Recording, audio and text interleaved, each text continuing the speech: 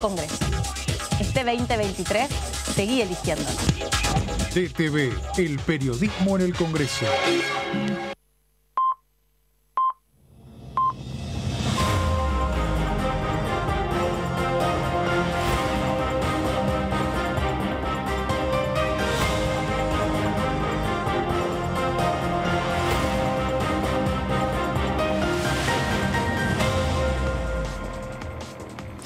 Hola, ¿cómo les va? Bienvenidos a la segunda edición. Acá estamos en vivo en la pantalla de TV para poder contarles todas las noticias parlamentarias. Hoy es el último día hábil de esta semana, pero va a pasar mucho la semana que viene. Básicamente hay una convocatoria para una próxima sesión especial y también la visita del jefe de gabinete con el flamante, en realidad, jefe de gabinete que casi estrenando cargo, viene también a dar un informe de gestión. ¿Cómo les va?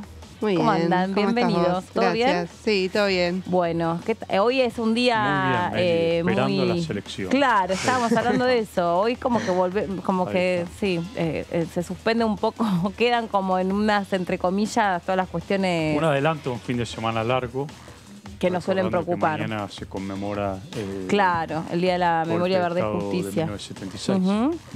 Sí. 47 años ya se cumplen. Sí, además de que es feriado, hace varios años, también hay movilizaciones. Y hay actividad también este sábado en el Congreso. Se va a proyectar la película 1985, así que hay sí, vamos a estar en un rato con ese tema, con Lourdes desde el móvil, que nos va a contar cómo está todo dispuesto para esa situación. Y bueno, también recuperar lo que pasó esta semana, que fue una semana también parlamentariamente hablando, hice el verbio de modo, ¿viste? Legislativamente hablando. Fue una semana interesante porque se volvió a reunir la Comisión de Juicio Político con testimonios a propósito de este aniversario que se cumple mañana 24 de marzo, muy impactantes, dolorosos, importantes también para escuchar en un contexto a donde también se cuestionó fuertemente, ¿no? En qué contexto en la Comisión de Juicio Político aparecían estos testimonios fuertísimos, también dando descripciones muy detalladas de los vejámenes que sufrieron algunas personas en primera persona y en otros casos como familiares de personas desaparecidas y torturadas en el Hospital Posadas. Sí, el Hospital Posadas, que recordemos ahí funcionó un centro clandestino de tortura, exterminio, el Chalet se denominaba, que estaba en las propias instalaciones del hospital. Qué perverso, ¿no? Yo escuchaba también cuando repetían la palabra el chalet, y esa palabra hacía referencia a un centro clandestino de torturas y de masacre. Y de violaciones y de todo lo que ustedes ya saben que sucedió durante la dictadura y que se hubiera llamado así, ¿no?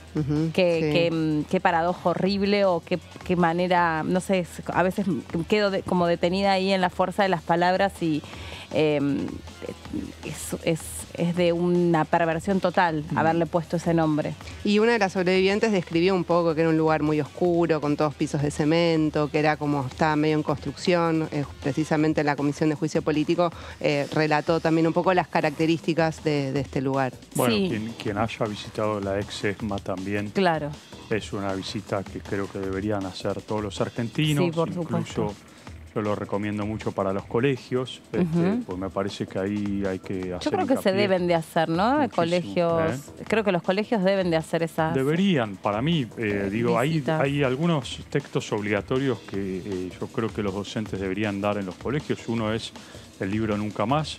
El otro es un libro para mí, ¿no? Para mi gusto, un libro de Primo Levi que habla sobre el Holocausto también.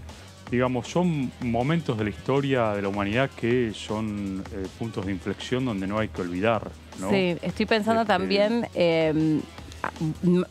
estamos hablando del testimonio que dio directamente la persona que pudo sobrevivir a Muiña, porque lo que se cuestionaba es cómo le había impactado a esa mujer que fue sobreviviente de sus torturas, ella con otros compañeros, cómo le había impactado a ella en primera persona esa decisión que toma en su momento la Corte Suprema de darle un beneficio, de recortarle a la mitad la pena a su torturador.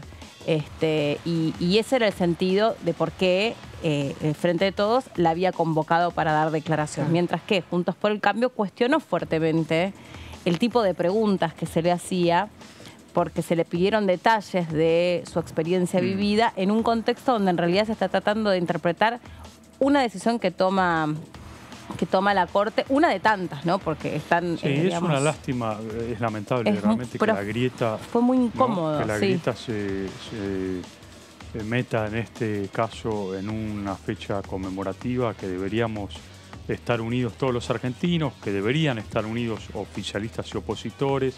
Esto se vio también, me parece, en el foro de derechos humanos que organizó el presidente Alberto Fernández, donde no hubo referentes de la oposición, lamentablemente. Me parece que es insoslayable que buena parte de la oposición también ayudó a que se termine de una vez por todas esos años oscuros de la dictadura, para volver a la democracia, con lo cual me parece que no es una buena muestra de convivencia democrática esta de que se estén peleando oficialistas y opositores por este tema, me parece. Lo que pasa es que también, a ver, un poco, algo parecido yo sentí cuando fue la muerte de mira, justo se me fue el nombre. Alfonsín. No, se me fue el nombre justo. Esperen, ya me va a ver. La última madre... Claro, una madre de Plaza de Mayo. No, sí, de Eve Bonafini. Gracias. Exactamente. Que justo creo que tocó, o lo conversamos acá. A una sesión donde hubo homenaje. Exactamente, ¿no? Gracias, Ger. Sobre digamos, todo lo que había condensado esa figura de esa madre, porque se había politizado tanto y ella había terminado reconociéndose una militante. Y por otra parte, cuando uno se puede abstraer y puede desentenderse de la discusión política y solamente te pones en la piel de una mujer que perdió a 2 hijos en la dictadura, no puedes hacer otra cosa más que conmoverte. Entonces yo sentí algo parecido. Sí, y no solo eso, en el caso de Eve creo que también es en un momento donde nadie se animaba a hablar, o sea, fueron esas madres las que empezaron a hablar y lo hicieron visible, ¿no? Sin dudas. Haciendo las rondas en Plaza de Mayo. No, sin dudas, pero digo... En plena dictadura. Por supuesto, digo, la lucha de ella, de su historia, como ella en algunas entrevistas cuenta en primera persona cómo es que le fueron secuestrando no un hijo, sino 2, y después también una de sus nueras. Eso va por un carril. Y por otro carril va todo lo que condensó su figura cuando ella misma se convierte en una militante política y cómo esta cuestión de los derechos humanos permanentemente son tironeados por distintos partidos políticos. Ayer yo sentí un poco esto otra vez, ¿no? Ahí estamos viendo el relato. Esa fue la sesión donde Expert tuvo unas menciones que irritaron mucho, ¿no? Sí, Claro, lo recuerdo. Sí, pero digo, más allá de lo que sucedió en la sesión, lo digo en general, ¿no? Porque cuando ella finalmente muere, hay distintas personas de nuestra democracia que tienen un recorrido distinto a lo largo de nuestra democracia, reconocieron que se trató de una gran pérdida, ¿no? Y también de una gran lucha, eso quiero decir, a propósito de lo que estábamos apuntando. Meli, creo que, o sea, también hay que tener en cuenta, bueno, porque se concentra a veces por ahí en la figura de Eve, bueno, o en otros momentos en el debate de la Comisión de Juicio Político, pero hay que reconocer de alguna manera que hay una historia política también en nuestro país. Claro. Y ha habido actitudes distintas desde los distintos partidos políticos con respecto a las leyes de obediencia de punto final, con respecto a la tablada, con respecto a un montón de hechos que sucedieron para que lleguemos a los juicios.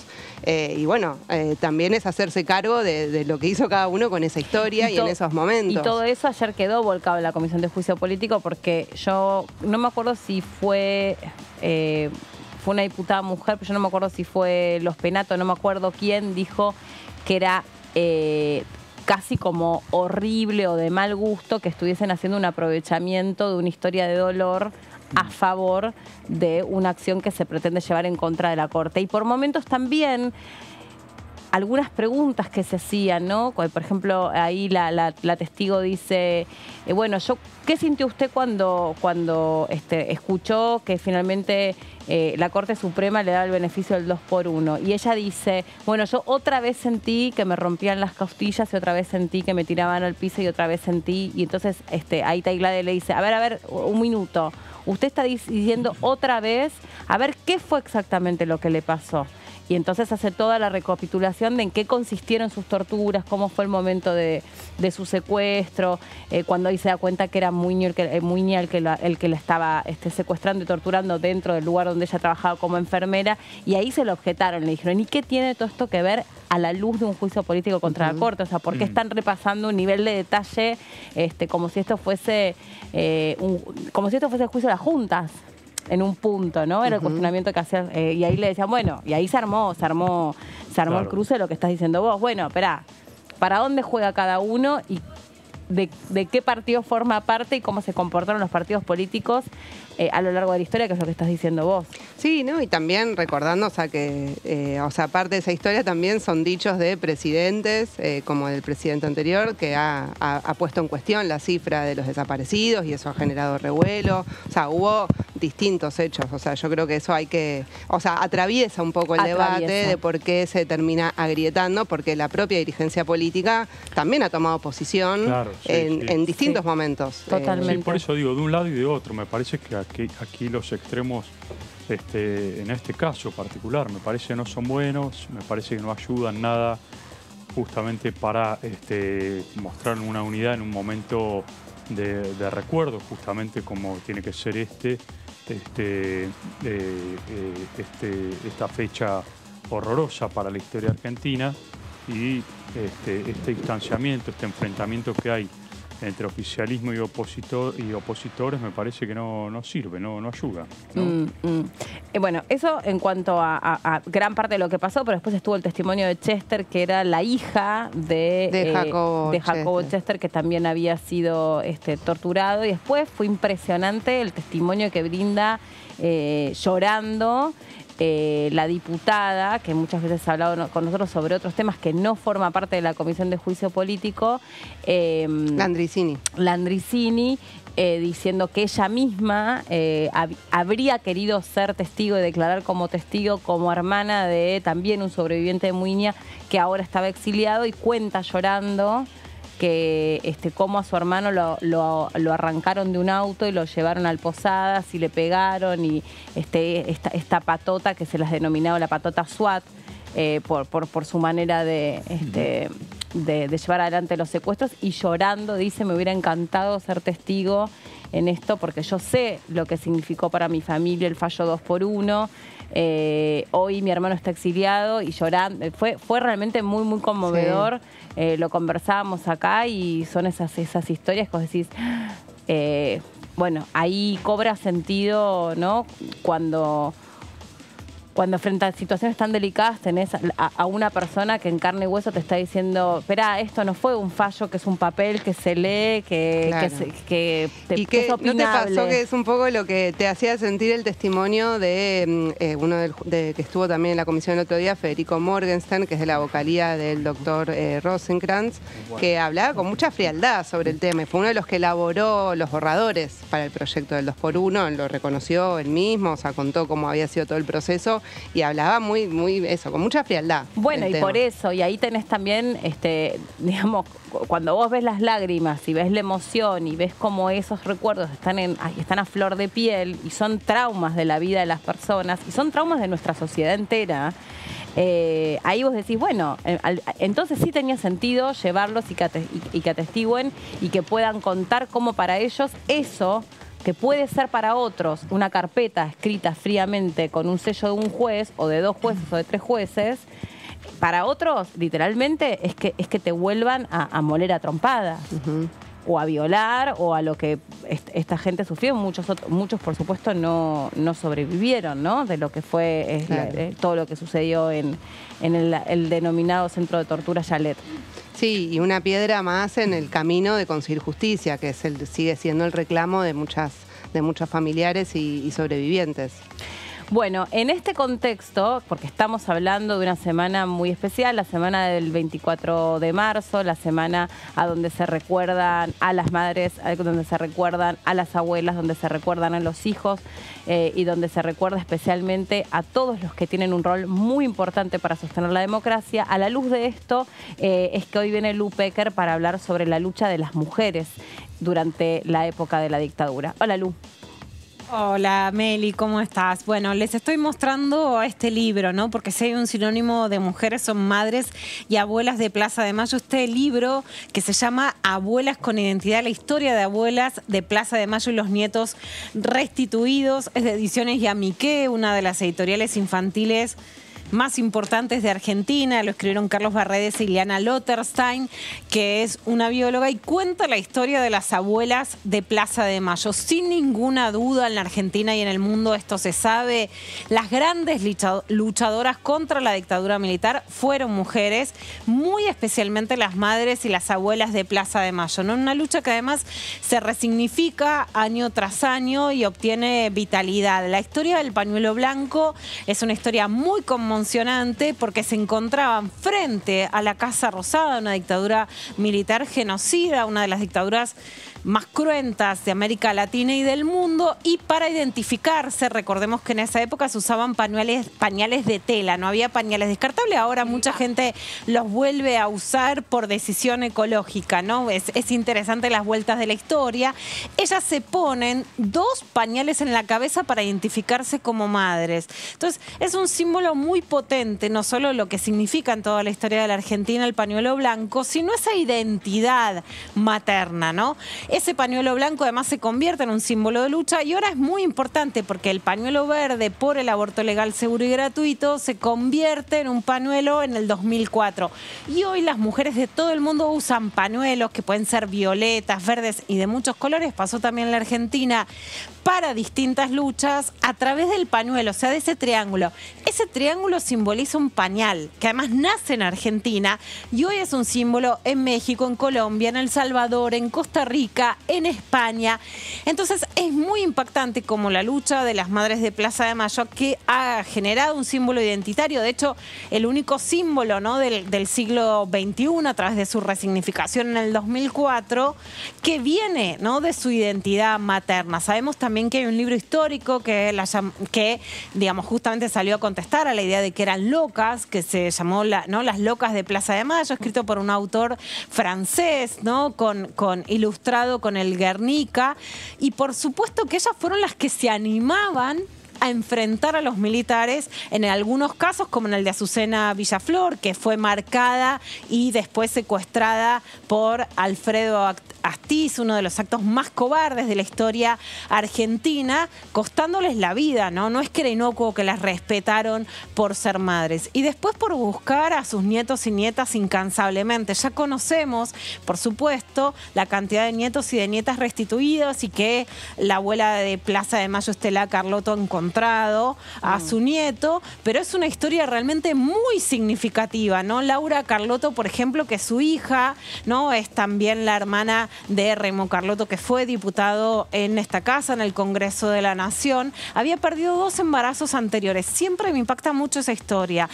Y si bien hubo un plan sistemático de apropiación de bebés, las condiciones en las que tenían esos partos y esos bebés eran completamente hostiles.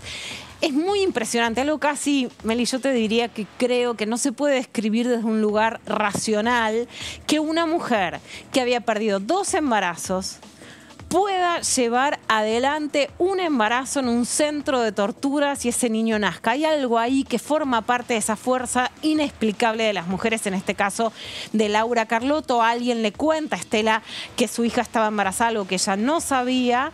Bueno, se me pone la piel de gallina, sí, porque en muchos casos conocemos parte de la historia y no todas, y en otra, cuando la contamos, nos seguimos emocionando, ¿no? Y sigue esa lucha, por supuesto, hasta encontrar a su nieto, y no para hasta encontrar a todos los que faltan. Sí, yo recién hablábamos acá con los chicos sobre la figura de Eve, y también digo, más allá que ella después se reconoce una militante política y que fue muy controversial, porque bueno, ha tenido también algunas, por lo menos a mí, como judía, ha tenido algunas descripciones, sobre todo cuando fue el atentado a las Torres Gemelas, que fueron dolorosas, o contra Timerman también.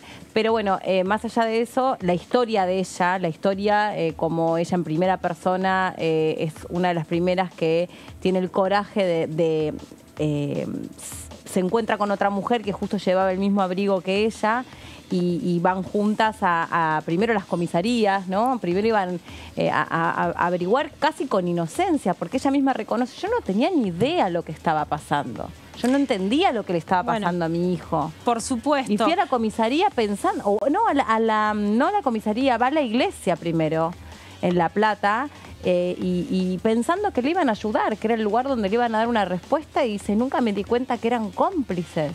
Bueno, está la complicidad civil, la complicidad militar, y como vos decís, por supuesto yo creo que hay que homenajear a la figura de Ebe Bonafini como pionera, y como también mujeres que convierten su maternidad en política cuando eran, ¿no? Y en este caso, Ebe Bonafini, Estela Carlotto, eran mujeres que estaban dedicadas a su casa, no a la vida política. Después, por supuesto, cuando una mujer como Ebe toma un montón de decisiones y de dichos políticos, ahí las personas podemos reconocerle un lado y disentir en otros, ¿no? Sí. En un país que, como hablaban antes, tiene una fuerte grieta, no tenemos que creer que reconocer su lugar histórico implica necesariamente suscribir todas sus otras opiniones sobre un montón de situaciones políticas, y también, por supuesto, en relación a los derechos humanos, en donde hubo muchas discusiones a lo largo de la historia argentina. También Nora Cortiñas te cuenta, bueno, ella era una señora de su casa.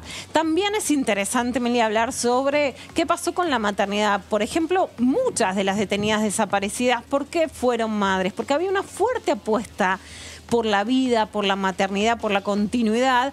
En otros sentidos también la dictadura las acusaba de malas madres y quería imponer este modelo, que hoy podemos decir, bueno, el patriarcado te dice que tenés que ser madre, pero ¿qué madre, no? Y ustedes se acuerdan la frase usted sabe dónde están sus hijos, porque eso era una acusación a que las madres, que hoy podemos denominar... estaban mirando de cerca en qué andaban. Claro, eran malas madres. Entonces hay una discusión sobre el molde de la maternidad muy fuerte, por supuesto. Hubo después notas falsas en Editorial Atlántida con madres que estaban secuestradas y que decían que sus hijos eran culpables o que estaban vivos, ¿no? Hubo una distorsión sobre la prensa muy impactante, y temas que están volviendo, por ejemplo, en el juicio de Victoria Donda, que lo está transmitiendo en estos días. De hecho, se vuelve a decir que, bueno, no les podían dar los hijos a las malas madres o sus familias que habían derivado en militantes subversivos. En otros casos, también en tiempos donde resurge el negacionismo, hay que tener en cuenta que asesinaron a chicas y a chicos de 16 años, ¿no? Una, cuando hoy mira adolescentes, a sus propios hijos e hijas, realmente parece espeluznante. En este libro, que les reitero, se llama Abuelas con Identidad y acaba de salir, me impacta esta frase. En 1978, algunas abuelas se acercaron a la jueza Delia Pons para pedirle información sobre sus nietos. La respuesta de la jueza fue: estoy convencida de que sus hijos eran terroristas, y terroristas es sinónimo de asesino. A los asesinos yo no pienso devolverles los hijos porque no sería justo hacerlo. No tienen derecho a criarlos. Tampoco me voy a pronunciar por la devolución de los niños a ustedes. Es ilógico perturbar a esas criaturas que están en manos de familias decentes que sabrán educarlos como no supieron hacer ustedes con sus hijos. Solo sobre mi cadáver van a obtener la tenencia de esos niños, dijo en 1978 la jueza Delia Pons. Fijémonos cómo una mujer era capaz de decir esto en un delito central, que es el de secuestro de niños. De hecho, cuando se generan las leyes de punto final y de obediencia debida después de los levantamientos militares, una de las estrategias judiciales fueron los juicios en Italia, por ejemplo, de la familia Carlotto, en España, y también el delito de el secuestro de niños, porque era un delito imprescriptible que entonces no podía ser finalizado ni por el punto final ni por la obediencia debida. Pero acá había un modelo que va más allá, digamos, de ese momento histórico, que es el modelo: si sos mala madre, no tenés derecho a criar a tus hijos, ¿no? Hay una escena, me imagino todos vieron la película 1985. Sí. Hay una escena que, bueno, también yo en su momento cuando la vi hice como este ejercicio, ¿no? Porque todo el tiempo se hablaba de esa película para verla en el cine y para verla con los más chicos, ¿no? Con los chicos que fueron nacidos durante la democracia y el impacto que tenía ver para ellos en una recreación, ¿no? Una recreación de nuestra historia con distintos recortes, porque así son las películas, esa escena a donde se le acercan y le piden a las abuelas que se saquen los pañuelos dentro de lo que se fue el juicio a las juntas, y les dijeron, bueno, que si no se sacaban el pañuelo no se podía retomar la audiencia, que había sido un requerimiento del tribunal. Bueno, es simplemente una escena casi la única en la que aparecen representadas las abuelas en la película, porque el recorte está puesto en otro lado, y qué simbólico, ¿no? Ese momento en el que se desanudan el pañuelo y acceden casi como si fuesen otra vez violadas, otra vez torturadas, otra vez, o sea, no ellas porque, bueno, había sido lo que les había pasado a sus hijos, pero bueno, también cuando a un hijo le hacen algo es como que nos lo hicieran a nosotras, así que digo, ese momento donde dicen, bueno, en esta me desvisto, cedo en esto, pero porque estoy buscando un beneficio mayor. Bueno, completamente, porque ahí hay un símbolo y también como cuando aparece un símbolo se intenta decir entonces que se pierde neutralidad, porque ahí hay distintos también modelos en jugna. Si lo decimos terrorismo de Estado, si decimos una guerra, si decimos no la teoría de los dos demonios, en donde está la misma responsabilidad de sectores civiles a los que podemos cuestionar su accionar, o si decimos que justamente la responsabilidad estatal es mucho más alta, ¿no? La Argentina vive un momento muy complicado de facciones, de grietas y también de retrocesos sobre los discursos negacionistas, pero sigue siendo un modelo también de cómo la justicia llegó más lejos que en ningún otro país de Latinoamérica, con muchos efectos también, por ejemplo, con el equipo de antropología forense, también con muchas mujeres que han logrado encontrar cuerpos en México, en Guatemala, con una memoria que no ha logrado España en relación al franquismo, ¿no? Con juicios de memoria, verdad y justicia que pueden también desembocar en otras causas, ¿no? Ayer cuando se hablaba, por ejemplo, en la televisión sobre un tema de abuso sexual y si las causas prescribieron o no, bueno, hay muchas personas que están, y me sumo a ese pedido, pidiendo que si la causa penal está prescripta, de todas maneras haya juicios por la memoria y por la verdad, aunque no puedan dar condena. Ese modelo viene de los derechos humanos, ¿no? Entonces es muy interesante ver cómo esta lucha de las mujeres contra la dictadura nos deja también muchas enseñanzas para aplicar en la vida democrática. Sí, el derecho a los niños a ser escuchados, el derecho a... el derecho a la identidad. El derecho a la identidad. Que ha crecido tanto en la Argentina con el Banco de Datos Genéticos. Sin dudas, ¿no? El trabajo, vos decías, también del cuerpo de antropólogos forenses que hicieron un trabajo extraordinario sobre las tumbas de los soldados en las Islas Malvinas, a donde cruzaron pertenencias con qué sé yo, con fósiles, porque aparte qué es lo que habrá quedado de esos pobres chicos que también están en un contexto muy, muy doloroso, donde las mujeres ahí también cumplieron un rol fundamental, porque todas las enfermeras de la guerra fueron sus mamás. Exacto. Y las hijas de las desaparecidas también, ¿no? Están los hijos, están las hijas. Hay un libro emblemático que les recomiendo mucho, de Marta Dillon, editora, periodista y escritora, que tiene un libro que se llama Aparecida, sobre justamente la búsqueda del cuerpo de su mamá y muchas otras historias. Y esas prácticas, hay muchas hijas desaparecidas muy emblemáticas, que además tienen muchísimos libros. Raquel Robles es una escritora muy reconocida, hija de desaparecidos, o sea, ¿no? El lugar incluso más... muchas mujeres que después han sido políticas, diputadas, ¿no? Victoria Donda es una, Victoria Montenegro en la legislatura, que fueron hijas de desaparecidos y de desaparecidas y que también ocuparon un gran lugar. Juan Cabandier también. Por supuesto, ¿no? Ahí por eso hablamos de hijos de desaparecidos, pero el lugar de hija o de las mujeres siempre fue subordinado y sin embargo también tomó un gran lugar en la historia argentina, ¿no? Nietas, abuelas, hijas, esposas detenidas desaparecidas, hermanas y familiares de detenidos desaparecidos. No, me acordaba también, Meli, vos mencionabas la película 1985, que está el testimonio de Adriana Calvo, que es una de las protagonistas. Ella falleció, o sea, pero hasta hace unos años, pero fue también un emblema de la lucha en los juicios, en La Plata, sobre todo. Y bueno, ella tenía una visión particular también, o sea, siempre peleó porque sean juicios, o sea, los organismos de derechos humanos sean independientes de los distintos gobiernos y que de esa manera podían, o sea, era la visión que tenía en el agrupamiento que ella formaba parte de Justicia Ya. Y bueno, en la película también muestran, o sea, estaba embarazada. Y también en qué condiciones. De Martina Laborde, que es una diseñadora muy importante de la zona sur de la provincia de Buenos Aires y que sigue reivindicando. Y también es importante lo que decís, porque hay diferencias que pueden ser respetadas, pero que no implican una postura única. Claro. Hoy, por ejemplo, viajé a La Rioja y hoy pude entrevistar y se le dio un premio de la Secretaría de las Mujeres a Marta Ledo, que es la mamá del soldado Ledo, y que ellas piden el enjuiciamiento a César Milani, que fue un tema que se usó de determinados sectores para criticar el kirchnerismo, y desde el kirchnerismo, incluso de Bonafini, dijo, bueno, con Milani no. Y sin embargo, hay que escuchar las voces federales y plurales que no tienen las mismas ideas ni que pertenecen a los mismos sectores partidarios.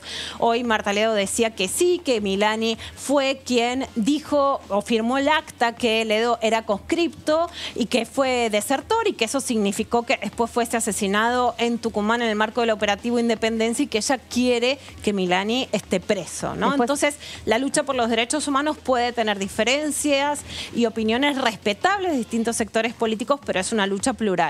Y hablando de mujeres, también la película 1985 recupera el testimonio real, es un testimonio documental real, de la víctima sobreviviente más joven de los dictadores, por lo menos los que lograron ser llevados a ese juicio, y que ella hoy es la mujer que es la museóloga de ESMA.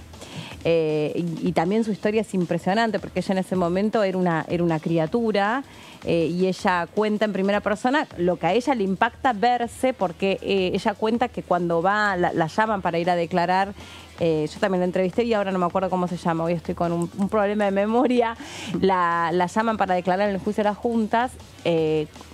Obviamente su testimonio era muy valioso porque ella era sobreviviente y ella podía identificar perfectamente todo lo que había pasado y a quienes había visto. Y le miente a sus padres. Y ella va a declarar diciéndole, bueno, ya vengo, bueno, salgo, porque obviamente estaba aterrada de lo que le podía pasar. Tenía, creo que apenas dice 17 años, porque ella estaba, cuando la habían secuestrado, ella era estudiante secundario. Estaba en un centro de estudiantes, creo que del Pellegrini. Sí. Creo que sí, creo que Teresa Laborde Calvo, sí, exactamente. Que hoy es, me está apuntando acá nuestro compañero Gustavo, el camarógrafo, que hoy ella es la encargada de haber hecho la curaduría del Museo de la ESMA.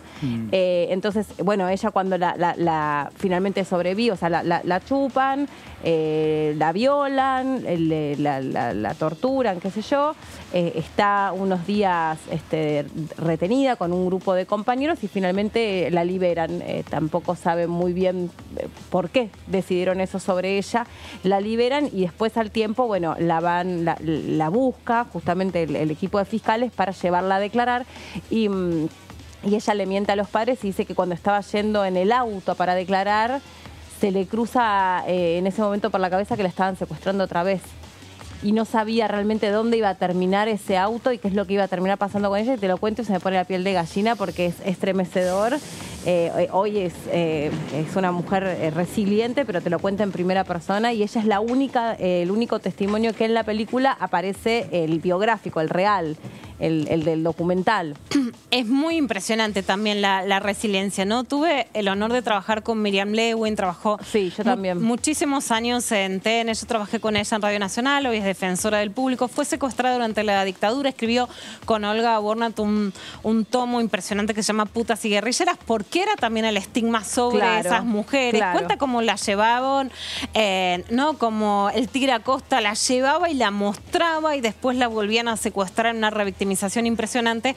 Y cuando uno conoce a muchas de esas mujeres, realmente uno las mira a los ojos y siente que aprende no solamente sobre historia, sino sobre el presente y sobre cómo reponerse de dolores tan impactantes, ¿no? Porque muchas de ellas, por lo menos el caso de Miriam, ¿no? Su actitud frente a la vida realmente es parte de una lección de vida para muchas mujeres. Sí, totalmente, totalmente. Haces bien en mencionarla. Incluso porque, bueno, también ese rol que después cumplió en los medios de comunicación fue muy valioso. Ella participó Ella fue la investigadora del abuso sexual del caso Grassi, que es el caso más emblemático de abuso sexual, ya que hablábamos con de encubrimiento en la iglesia, y una de las investigaciones periodísticas que también hicieron que el abuso sexual deje de ser naturalizado en Argentina. Y te digo una más, a donde yo me acuerdo también su participación fue clave, que también involucra a una mujer, aunque la nota la termina haciendo María Laura Santillán. Ella era la productora del Telenoche Investiga, que es La lista de Mabel, que es esa otra investigación a donde se traza geográficamente una cantidad de chicos que habían muerto como consecuencia de las instalaciones de unos transformadores que había, que evidentemente eran absolutamente nocivos para la salud, y los pibes iban muriendo de cáncer y nadie había como concatenado todas esas historias. Y la nota se llamó La lista de Mabel. Mabel era la mamá de un chico muerto como consecuencia de esos transformadores. Y bueno, se empieza como a unir todos los casos, y fue también una investigación emblemática de aquel Telenoche. Bueno, Lu, gracias por este lindo momento que nos regalaste, y me parece que nos ayuda un poco a pensar a todos en esta semana en mayor profundidad el rol que tuvieron las mujeres. Muchísimas gracias, Meli, y un homenaje a todas las mujeres que lucharon contra la dictadura y por la democracia. Bueno, y a propósito de esto, vamos a estar en un ratito contándoles, porque se va a proyectar la película 1985, que aunque no haya logrado la estatuilla del Oscar, logró muchas cosas, porque logró instalar con un trabajo realmente casi diría documental, recrear esa época, ¿no? Para aquellos que, bueno, éramos muy chicos durante la dictadura. Muy cuando sobre todo para los chicos, ¿no? Los chicos, los jóvenes que no transcurrieron, obviamente, esa época.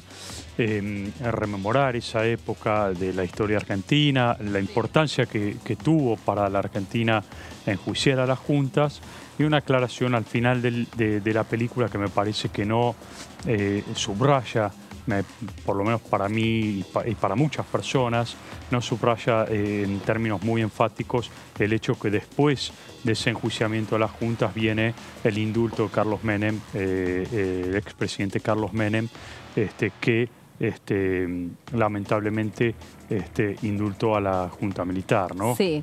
Tan polémico indulto que por supuesto tira en gran parte por la borda toda esa investigación, ese juicio. Bueno, y el mismo impacto que obviamente genera lo que se está cuestionando ahora, que es el 2x1, ¿no? ¿Por qué un responsable de torturas, de vejámenes de una organización que tenía como único objetivo el mal, por qué merecía también una suerte de perdón, y es que se le reduzca la condena? O sea, ¿qué mirada especial tiene que haberse cruzado por la cabeza de los jueces y las juezas? Acá sí estoy haciendo un juicio de opinión. ¿Qué es lo que tiene que haber estado en la cabeza de esos sujetos que votaron a favor del 2x1, interpretando que esas personas merecían algún tipo de condescendencia? Es algo que, digamos, cuesta pensar, por más que haya estado ajustado de derecho, cuesta pensar que eso se le parezca a la justicia, ¿no? Jessy. Vamos a repasar justamente por todo lo que venimos hablando, que se cumplen mañana 47 años del golpe cívico-militar de 1976, porque la Comisión de Juicio Político, decíamos al inicio del programa, estuvo atravesada por varios testimonios, y queríamos recuperar un poco en este día algo de lo que se dijo, sobre todo de las protagonistas, ¿no? Sí. de la lucha por justicia, y decir también por el tema del fallo del 2x1, recordar que ese fallo se pudo retrotraer y dar vuelta por una enorme movilización que hubo en ese momento, porque justamente en la historia de nuestro país hay una tradición en la lucha por los derechos humanos que se expresó desde las abuelas y después muchos que lo continuaron y muchas. Decíamos, se discutió en la Comisión de Juicio Político a propósito del fallo del 2x1 y quienes dieron testimonios que queremos recuperar en el día de hoy fueron Gladys Cuervo, que es una enfermera sobreviviente de este centro clandestino de detención que funcionaba en el Hospital Posadas, el Chalet, que hacíamos mención hace un rato, también Zulema Chester, que es familiar de un detenido desaparecido de ese mismo centro clandestino, y también recuperar algunos datos de lo que planteó María Ángeles Ramos, que es fiscal titular de la Procuraduría de Crímenes contra la Humanidad, sobre de la evolución de cómo están desarrollándose los juicios y qué problemas se vio la fiscal en torno a eso. Vamos a la siguiente placa para recordar, el 2x1 es por el fallo que iba a favorecer a Luis Muiña, ¿no? La pregunta es, ¿quién es Luis Muiña en boca de quienes participaron este martes en la Comisión de Juicio Político? Por ejemplo, Chester dijo, era un civil, no pertenecía a ninguna fuerza armada y fue integrante de la patota parapolicial autodenominada SWAT, que fueron los que produjeron los secuestros, y aclaró que los secuestros se dieron tanto dentro del hospital como fuera del hospital. Pero me parecía importante porque eso, no era integrante de una fuerza, de ninguna de las fuerzas armadas, sino que eso, actuaba como una patota parapolicial. Por otro lado, también Gladys Cuervo dijo que se paseaba, contó el otro día, se paseaba impunemente Muiña por todo el hospital con armas largas, uniformes de fajina y a cara descubierta. Esto era lo que tenían que vivir los trabajadores y las trabajadoras del hospital mientras estuvo esta patota desde la dictadura. Y Zulema contó que el hospital directamente fue tomado militarmente el 28 de marzo de 1976 y que por el Chalet, este centro clandestino, pasaron 13 trabajadores, entre ellos mi padre, cuenta Zulema. Jacobo Chester fue el padre trabajador del hospital que estuvo... Que no sobrevivió. Que no sobrevivió, dijeron que lo habían tirado al Río de la Plata, pero que nunca pudieron recuperar el cuerpo. Eso es lo que contó también Zulema. Pero que constaba que había formado parte de los vuelos de la muerte. Sí. Se había podido documentar eso. Sobre todo constaba que pasó por el Chalet, que por ser trabajador del Hospital Posadas. Sí. Así que esto un poco para dar una idea de quién fue este señor, Luis Muiña, y por el cual se le había salido el fallo del 2x1 en su momento, que ameritó todo ese reclamo y esa movilización. Muiña se pudo reconstruir. ¿Por qué termina él mezclándose entre los trabajadores del hospital? No. Eso no lo sé. No, yo tampoco. Yo lo busqué y no lo encontré. Por eso quería saber si y además, hay que tener en cuenta que, muchos de estos represores de la dictadura... porque se murió Muiña, hay que decirlo, sí, hace no mucho tiempo. Años. Estaba enfermo, razón por la cual también estaba en su casa, pero no me acuerdo. Estuvo detenido en Campo de Mayo. Exacto, los últimos días de su vida, hasta que tuvo que ser trasladado a un hospital por su enfermedad y fallece. Pero ¿Falleció en el hospital o en la casa? Eso no me acuerdo. En el hospital. En el hospital. Sí. En el hospital. Sí. Otro de los, Gladys Cuervo, que fue enfermera del Hospital Posadas, lo que contó también es que al momento de que se estaba elaborando el fallo del 2x1, no hubo ninguna autoridad judicial ni los propios jueces de la Corte que se hayan comunicado con los sobrevivientes del Hospital Posadas, de este centro clandestino, para hacer alguna consulta, avisarles de lo que estaban evaluando. O sea, nadie se comunicó, y tampoco los funcionarios del Poder Ejecutivo de ese entonces, gobierno de Mauricio Macri. Estamos hablando del fallo del 2x1, fue en mayo del 2017. Lo que cuenta también Gladys Cuervo es que Muiña jamás brindó información sobre los desaparecidos en el Chalet. Decía que desconocía que ellos se ocupaban del jardín.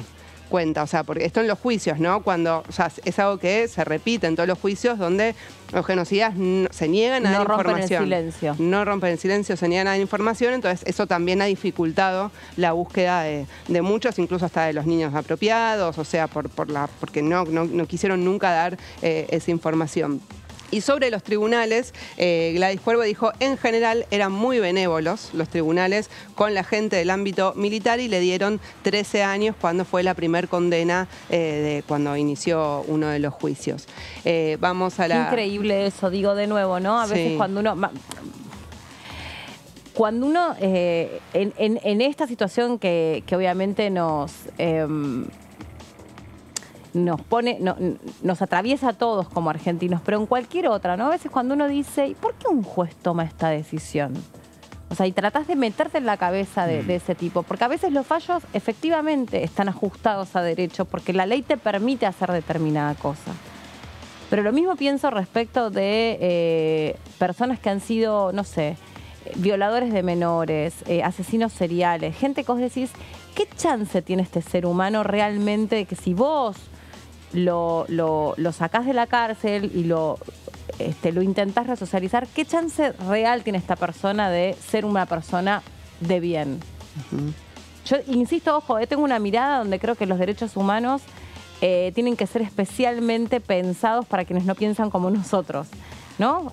Porque es lo más complicado a veces como ser humano, es casi como un desafío decir, che, ¿qué se merece ese otro que es casi un precivilizado? ¿Por qué se merece tal o cual cosa? Y bueno, sí, porque es un ser humano igual que yo, pero ¿qué le pasa a un juez? Un tipo que tiene que impartir justicia y que además de impartir justicia tiene que enviarle un mensaje a la sociedad. ¿Qué le pasa por la cabeza para realmente interpretar que sí, que esta persona merecía un beneficio, que se le reduzca a la mitad su condena? Bueno, cuando hizo todo por eso lo que te hace, recordaba, Meli, lo que hace un chacal, no una persona más, lo que hace un chacal, todo lo que hace un chacal fueron estos tipos y les dieron un beneficio. ¿Pero por qué? Por eso te recordaba también el testimonio de Federico Morgenstern de la vocalía del doctor Rosenkrantz, que es uno de los que está siendo puesto la lupa con el juicio político, porque que al trabajar, es uno de los que trabajó en el fallo, en el borrador del fallo del 2x1 y lo defendió el otro día en la Comisión de Juicio Político con todos argumentos jurídicos, que igual, bueno, tuvo un intercambio con el diputado Moró, porque tenían distintas visiones sobre algunas interpretaciones sobre la legislación que hay, desde convenciones internacionales hasta las leyes de nuestro país. Pero sí, son interpretaciones también que han hecho los jueces de por qué, o sea, cómo justificaron ese fallo. Aparte, recordemos que luego de que se da vuelta el 2x1 por la movilización, tanto en el caso de Rosati como Hayton de Nolasco, en otro fallo votan diferente al 2x1, o sea, dicen que no hay que darles el beneficio. Y el único que se mantiene firme en que sí se podía dar es Rosenkrantz. Eso fue parte también de lo que se recordó un poco en la Comisión de Juicio Político del otro día. Bueno, otro de los testimonios, decíamos, fue el de Zulema Chester, hija del trabajador del Hospital Posada, Jacobo Chester. Y ella, bueno, en un momento dice, tengo 60 años, a mi papá lo secuestraron cuando yo tenía 12 y tengo hijos que doblan la edad que yo tenía cuando lo secuestraron y seguimos buscando justicia, ¿no? Como mostrando, bueno, también la demora que hubo, o sea, se perdieron muchos años donde hubo impunidad a muchos de los represores y que todavía se sigue buscando justicia por muchos familiares durante todo este tiempo. Y también algo que quería rescatar es que le preguntaron si conocía, si hubo espionaje o cuando fue el año de que sale el fallo, en el año 2017, y ella dijo que sí, porque ella es trabajadora del Hospital Posadas actualmente también. Claro. Dijo, sé que durante el gobierno macrista hubo una oficina de la AFI, de los servicios de inteligencia, que funcionó dentro del Hospital Posadas, hasta dio el dato, dijo funcionaba en la planta baja, donde era antes la dirección del hospital. Ay, por favor. Y sé que se instalaron cámaras en distintos pasillos y que en este momento hay trabajadores declarando a partir de esas denuncias. Es decir, que sobre este espionaje que hubo en ese momento, hay denuncias hechas y los propios trabajadores están dando distintas explicaciones. Sí, en la justicia para, bueno, poder dilucidar quién ordenó también, ¿no? ese espionaje. En el caso de Gladys Cuervo le hicieron la misma pregunta, ella dijo, y mira, nosotros siempre fuimos catalogados como Hospital Rojo, así que los espías estuvieron desde el 76 y nunca se fueron, dijo Gladys Cuervo. O sea, digo, ¿Hospital Rojo en relación a que era un hospital comunista? Claro, como que era combativo, radical, que había organizado organización, había delegados, un hospital muy grande aparte, el Hospital Posadas tiene mucha tradición, digamos, de organización. Así que bueno, esto también para pensar en algunas cuestiones de continuidad, ¿no? Que hay que revisar o repensar de cuestiones que se mantienen quizás en el tiempo, incluso con gobiernos constitucionales. Bueno, se sabía que esta iba a ser una jornada de esta comisión... Sí, muy polémica y muy... y fuerte. Y fuerte, claro. Sí.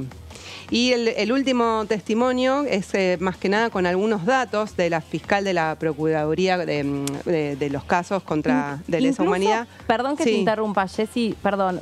A mí me pareció muy oportuna, de nuevo, una opinión que no le importa a nadie, pero es la mía, cuando Gaylard dice...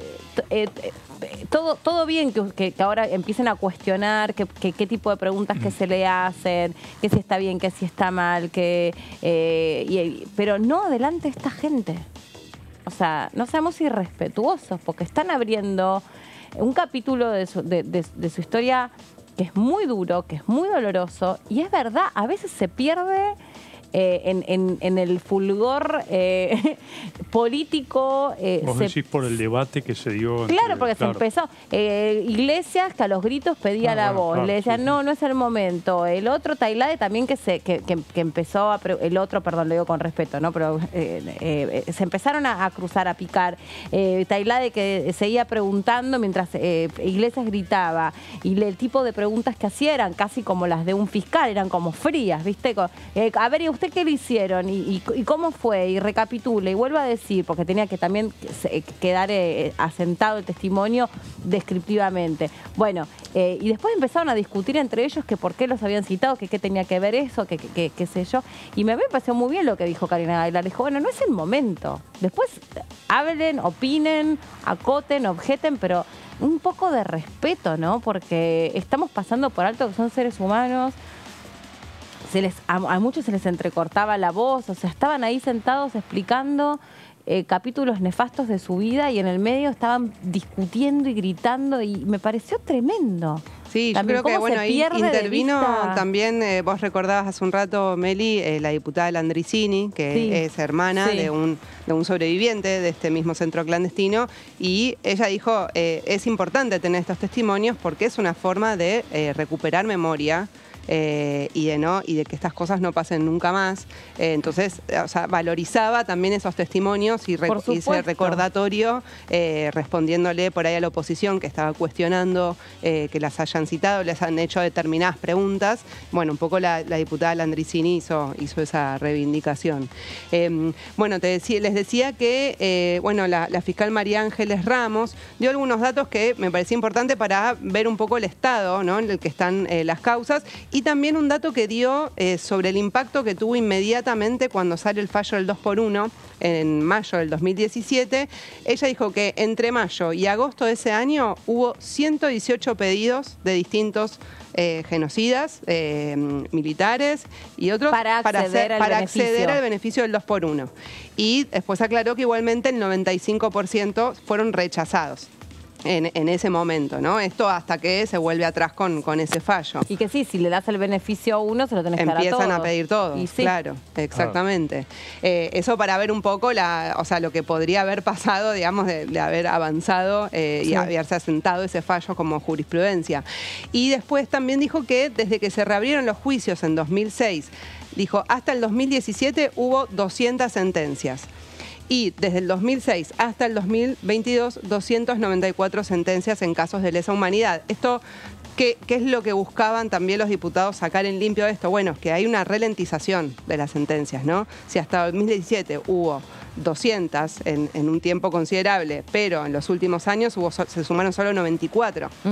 Entonces, un poco lo que le preguntaron a partir de eso es si ella veía que había una demora en las causas, dijo que efectivamente sí, que había una demora, y no quiso dar como muchas precisiones porque no tenían claro, digamos, bueno, cuál es el motivo de esas demoras, si es directamente relacionado con el fallo del 2x1 o hay otras causales. Lo que sí remarcó es que hay un problema de recursos humanos, de dinero, o sea, de cómo llevar adelante los juicios orales, incluso la colaboración de información de otros organismos que no son del Estado, que deberían brindar información y se demoran en entregar. Y también algo de lo que también venimos hablando hace mucho tiempo, que es la falta de modernización del funcionamiento de la justicia. A veces no es necesariamente corrupción, a veces no es necesariamente mal desempeño, a veces no tiene que ver con falta de voluntad o con presiones, sino que tiene que ver con falta de recursos, de, che, no tengo cruzado esto con esto, o no estoy cerca de este lugar para poder asegurarme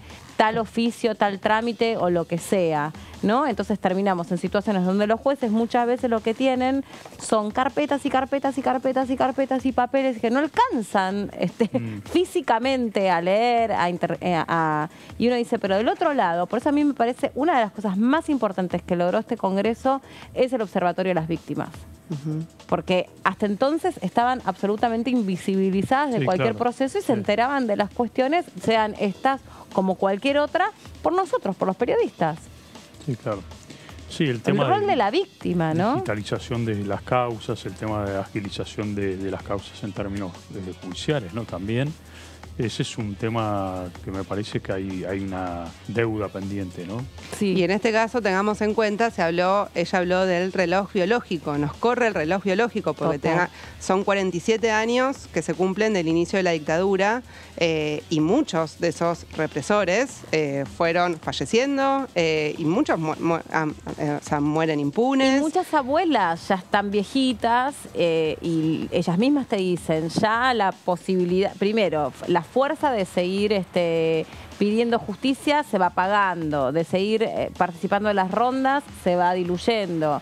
La fuerza de seguir con su tarea humanitaria, obviamente tiene su límite por esto, porque ya todas tienen más de 90 y pico de años.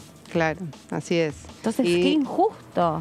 Sí, y es injusto, bueno, también el reclamo de justicia que muchos, hayan dejado este mundo sin tener un castigo por los crímenes que cometieron. Y la última, Meli, solamente para recordar por qué es feriado, mañana es un feriado inamovible, el 24 de marzo. Esto sucede desde el 2006, que se convirtió en feriado, Día Nacional de la Memoria por la Verdad y la Justicia, la ley 26.085, y revisé las actas porque la verdad no me acordaba cómo había sido la votación, y se votó en la Cámara de Diputados, después también obviamente lo votó el Senado, por 123 votos positivos, hubo del Frente para la Victoria, el Peronismo Federal y otros, hubo un solo voto de la Unión Cívica Radical a favor, pero la mayoría fue en los negativos, que fue 36, donde hay radicales del PRO, Partido Socialista, MPN y otros, y hubo 11 abstenciones, donde se destaca sobre todo el ARI, actual Coalición Cívica y otros partidos. Pero ahí, para ser justa,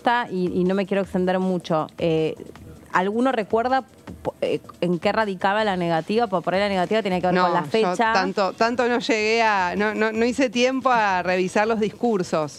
No, me imagino, pobrecita, no, obvio, no. Pero capaz que solamente lo sabían, porque yo digo también, para ser justos, a veces por ahí tenía que ver con objetar que, no sé, que no sea el 24 de marzo y que se haga feriado el 30 de diciembre, qué sé yo, ¿me entendés lo que te quiero decir? No. Creo que tiene que ver más con el hecho de hacer un feriado alrededor de esto, porque el 24 de marzo ya se había establecido años anteriores como el Día de la Memoria, pero no era un feriado.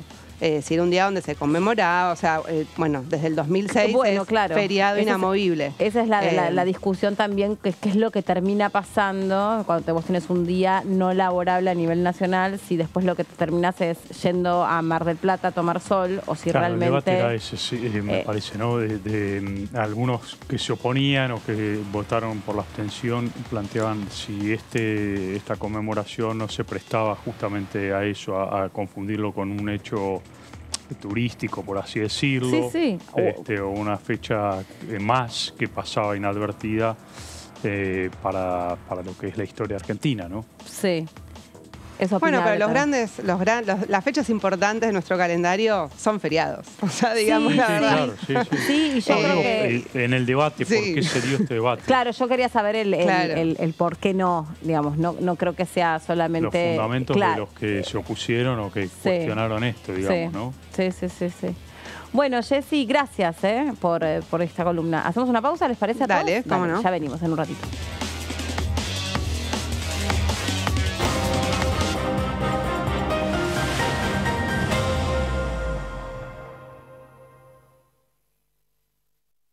Tenemos 5 meses para presentar prueba irrefutable contra 9 comandantes. Señores jueces, nunca más.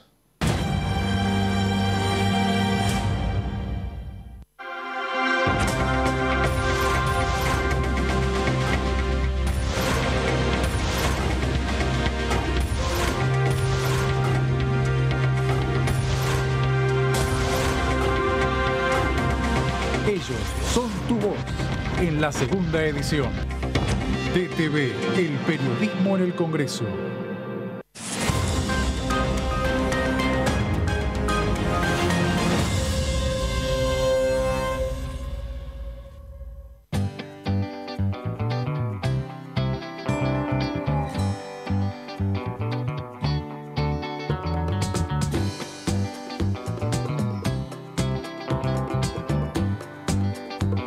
Para hacer visible y formalizar el trabajo en casas particulares, creamos el programa Registradas, generando empleo digno y de calidad.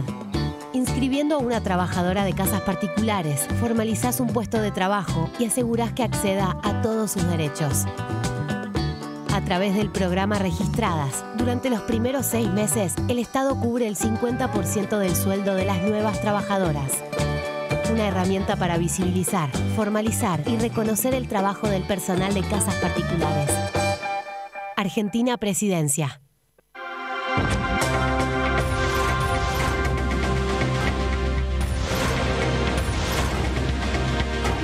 Ellos son tu voz.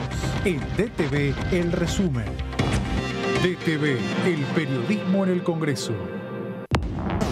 Hola, ¿qué tal? ¿Cómo andan? Bienvenidos, bienvenidas a esta tercera edición de DTV. Es un proyecto que tiende a, ya lo hablamos aquí en una oportunidad anterior, es para la gente que trabaja porque en realidad se llama tecnológico, pero en realidad es de servicio. A todos los que de una manera u otra tienen algún servicio con el exterior y cobran en moneda extranjera, tienen una posibilidad, si son pequeños, hasta $30.000 anuales o su equivalente en otras monedas, a poderlos ingresar de manera sin pasar por ninguna conversión ni por ninguna otra cosa, sino en la propia moneda y tenerlo. Yo creo que puede avanzar. Creo que puede avanzar. A ver, en el contexto de este clima que para el trabajo legislativo va a ser un poco difícil, ¿no? Pero yo creo que hay muchos proyectos que pueden avanzar. DTV, tercera edición. De lunes a viernes. Exportamos bienes por más de $88.000 millones en 2022. Y detrás de ese dato hay un movimiento económico que llega a cada rincón del país. Primero la gente. Ministerio de Economía. Argentina Presidencia. DTV es diálogo, análisis, información. DTV es pluralidad de voces, federalismo, libertad de expresión. DTV es todo lo que un país en democracia tiene que ser. DTV es tu voz en el Congreso. Este 2023 seguí eligiéndonos. DTV, el periodismo en el Congreso.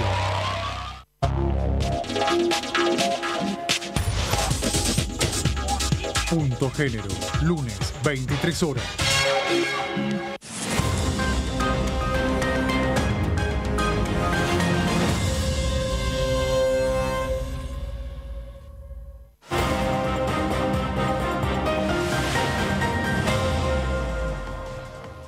Bueno, nos quedamos acá durante la pausa hablando de las impresiones que nos quedó a cada uno de la película 1985 y decían, bueno, yo digo, a mí no me gustó en la película el poco lugar que le dieron a Alfonsín. Me parece que a mí no me gustó esa parte. Yo me quedé como... coincidimos con eso, Meli. Me parece que retasearon mucho la figura de Alfonsín.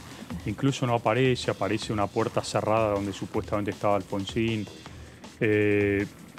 Teniendo en cuenta todo lo que hizo también Alfonsín sin duda. Para llevar adelante ese juicio, el apoyo que dio el gobierno, ¿no? Sí, y el coraje que significaba haber logrado esa instancia para un gobierno, para los miembros de la justicia, para los fiscales, para el equipo, Pero bueno, también es cierto, yo debo decir esto, cuando en su momento entrevisté al guionista, lo que ellos decían es, bueno, nosotros elegimos un recorte y contarlo desde una perspectiva que, es más, es algo que también está recreado, que es la relación de Estracera con su hijo.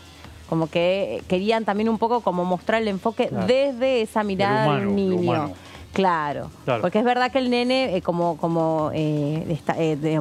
cursaba en el ILSE, es verdad que se cruzaba todo el tiempo y casi como que presenciaba y participaba. Entendía todo perfectamente. A mí lo que me parece al mismo tiempo contradictorio es el hecho de que ese mismo entusiasmo y esa fuerza que le puso Estracera y el resto de los jueces, después se desilusionaron y mucho con el indulto. Y sí. Y fue un golpe durísimo para ellos. Y el tema del indulto no está ni siquiera tratado en la película, ¿no? Cosa que me parece... Bueno, pasa después en el tiempo también. Sí, por supuesto, pero digo, no hay una mención y un énfasis en porque ese se podría haber puesto por escrito al final. Fue un golpe muy, muy duro para muchos, ¿no? Es que es lo que decimos, los fallos, más allá de que vos estás interpretando la ley, estás sentenciando algo, al mismo tiempo estás mandando un mensaje a la sociedad. O sea, al mismo tiempo no, estás haciendo eso. Claro. Estás haciendo eso, para eso está la justicia, para decir, bueno, a las personas que hacen cosas les pasan tales otras. Entonces, bueno, después hay que dar explicaciones sobre eso, es así. Bueno, ¿nos vamos a nuestro primer entrevistado? ¿Cómo no? Ahí vamos.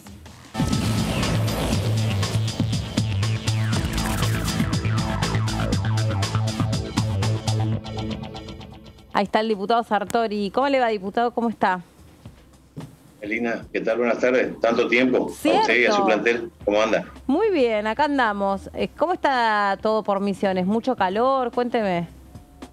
40 grados. Está insufrible Misiones hoy. Yo llegué de Buenos Aires ayer, estuve ayer en la comisión de presupuesto y la verdad que está agradable el clima ahora en Buenos Aires después de unos días de mucho calor también en la capital federal. Sí, justo. Pero hoy está muy pesado hoy acá. Sí, justo que vino el alivio, ¿no? Hoy también está medio caluroso acá en Buenos Aires. Así que no 40 grados, pero está así como pesado. Bueno, ¿y con qué se queda lo que pasó ayer en la comisión de presupuesto, ya que usted formó parte? Bueno, me quedo con que sacamos un dictamen por unanimidad, cosa no habitual en la Cámara de Diputados, ¿no? A pesar de que también hubo un pequeño debate en la comisión, quizás innecesario, pero bueno, estamos en diputados, cada uno quiere expresarse, a algunos les gusta, sé que les gusta mucho discutir, así que... No le puedo creer. Pero lo importante es que el proyecto salió y que el martes vamos a ir a sesión con uno de los temas para tratar de aprobarlo, ¿no? Espero que podamos hacerlo. Creo que esta cuestión es urgente, la de Santa Fe urge, y bueno, aprobar esto que aprobamos ayer de los presupuestos para la justicia me parece muy bien, en un contexto muy delicado. Hablamos de Santa Fe, pero tenemos varios lugares del país que estamos en las mismas situaciones, ¿no? Ahora, perdón, diputado, Martín Niata lo saluda. ¿Cómo le va? Hola, Martín. Bien, la pregunta es porque muchos ayer también se cuestionaban, ¿no? Se crean con este proyecto de ley 13 fiscalías, 6 juzgados federales, 6 defensorías para Santa Fe, para atender el tema urgente que es el seguimiento judicial de las causas de narcotráfico. Ahora, la pregunta es, ¿hay presupuesto para esto? ¿Ustedes tienen certeza de que el Poder Ejecutivo tiene la voluntad política para llevar esto adelante en términos presupuestarios? Te digo algo, Martín, al respecto. Buena tu pregunta, pero vos sabés que cuando siempre vos asignás una partida presupuestaria, no vas a desembolsar ya todo lo que ahí dice. Vas instrumentando y lo vas haciendo paulatinamente. Tenés que prever la partida presupuestaria que se irá instrumentando a medida que esto se concrete, todo lo que obviamente trae aparejado haber aprobado esto. Y bueno, y en el tiempo se va acomodando y por supuesto que se reasignan en un presupuesto partida presupuestaria que después se puede dar cumplimiento a esto. No tengo duda que si hay voluntad se puede hacerlo. ¿Qué tal? Diputado Jessica Calcaño, la saluda. Hola Jessica. ¿Cómo le va? Y ayer hubo varios debates, se aprobó este proyecto que va a llegar al recinto, pero también se discutió si no hace falta abordar otras cuestiones para la problemática del narcotráfico, como el tema del lavado de activos, cómo seguir el dinero, el rol de los bancos, también el rol de distintas sociedades simplificadas para poder lavar la plata o blanquear la plata del narcotráfico. ¿Qué opina usted de esas iniciativas? ¿Ve voluntad de avanzar en otros aspectos para abordar esta problemática? Estoy totalmente de acuerdo que así se haga y yo creo que si nosotros queremos erradicar el problema o acotar el problema, obviamente que tenemos que abordar todo esto que usted está diciendo, ¿no? No hay una cuestión que vaya desembarazada o divorciada de la otra. Tiene que estar todo junto y tenemos que aplicar todas las medidas si queremos restablecer un orden que en el caso, por ejemplo, que estamos hablando de Rosario y todo eso, se ha perdido. O sea, hay que ponerle voluntad, como se puso. Hay 19 diputados de Santa Fe, 18 juntos, más allá de los partidos políticos, entendieron de que había que abordar la problemática y firmaron el proyecto todos juntos y el resultado fue que fue tratado y fue aprobado. Entonces, si hay voluntad, todo es posible. Tiene que estar la voluntad. Diputado, usted también está en una zona caliente desde el punto de vista, digamos, de inseguridad, porque geográficamente están, digamos, próximos a la triple frontera y eso también suele ser un lugar de contrabando, de venta de documentación, bueno, de otros delitos con otras características, incluso también de narcotráfico. Y usted decía, bueno, se empieza por Santa Fe, pero ¿cuál es la situación en su provincia? No, es una situación que usted ve todos los días, controles de ruta con fundamentalmente marihuana que ingresa del lado de Paraguay por el río. Ustedes saben cómo es las características de esta provincia, un brazo inserto entre dos países limítrofes y lógico que todos los días hay un operativo donde se encuentran droga. Y se encuentran cigarrillos, y se encuentran cubiertas, se encuentran un montón de cosas. Bueno, las fuerzas federales, provinciales y todas las que existen tienen un rol preponderante en una provincia como la nuestra y bueno, muchas cosas se detectan. Seguramente que habrá varias que no se detectan, pero fundamentalmente nosotros somos una provincia de tráfico, de paso, que es porque vienen a través de los otros países que usted mencionó. Sí, ¿y cómo es el rol de la justicia allí? Y bueno, cuando hay alguien que se lo involucra y que está, por el rigor de la ley va rápido. Claro, no, pero para acompañar un poco lo que dice Meli, a ver si la idea es, la justicia está hoy en condiciones de afrontar la cantidad de causas judiciales que hay en Misiones, porque en Santa Causas Fe federales, se ¿no? se llega a esto, ¿por qué están abarrotados los juzgados federales sobre todo, pues estamos hablando de delitos federales, no dan abasto? ¿En Misiones está ocurriendo algo parecido o no? No, funciona rápido la justicia federal acá y obviamente la provincial también, así que no hay quejas ni problemas de este tipo de cuestiones, ni hay quejas de que alguien que ha infringido la ley esté suelto por un delito de estas características. Así que eso dice que no tenemos la misma problemática, ¿no? Claro, claro. Bueno, por eso también es importante darle debate, digamos, analizando en cada caso particular qué es lo que pasa. Ahí en la provincia de Santa Fe, yo creo que más allá del funcionamiento de la justicia, que es una de las maneras de darle soporte, otra es la que dice Jessy, y otro tiene que ver con lo que ustedes decían, ¿no? Los controles dentro de las penitenciarías, hacer inteligencia, controles en los barrios. La realidad es que ahí parece que lo que justamente no hay es control, ¿no? Por lo menos por las imágenes que que nos llegan a través de nuestros colegas, donde uno ve que son los mismos vecinos los que le marcan a la policía dónde está el narco, van, le tiran piedras, después el narco sale que se graba en un video y dice, ustedes giles, miren, les siguen viniendo, les vamos a vaciar el cargador, hay un montón de balas para usted. O sea, hemos visto, y esto de ver que en realidad hay una banda de narcotraficantes que algunos operan desde un barrio en Rosario, pero otros están adentro de las cárceles y siguen operando porque tienen teléfonos, porque tienen socios policías que les permiten seguir adelante con sus con sus designios, ¿no? O sea, sabemos que los jefes narcos, muchos están detenidos y sin embargo siguen siendo jefes narcos. Melissa, sin ninguna duda hay complicidad de Melina, perdón. No, por favor.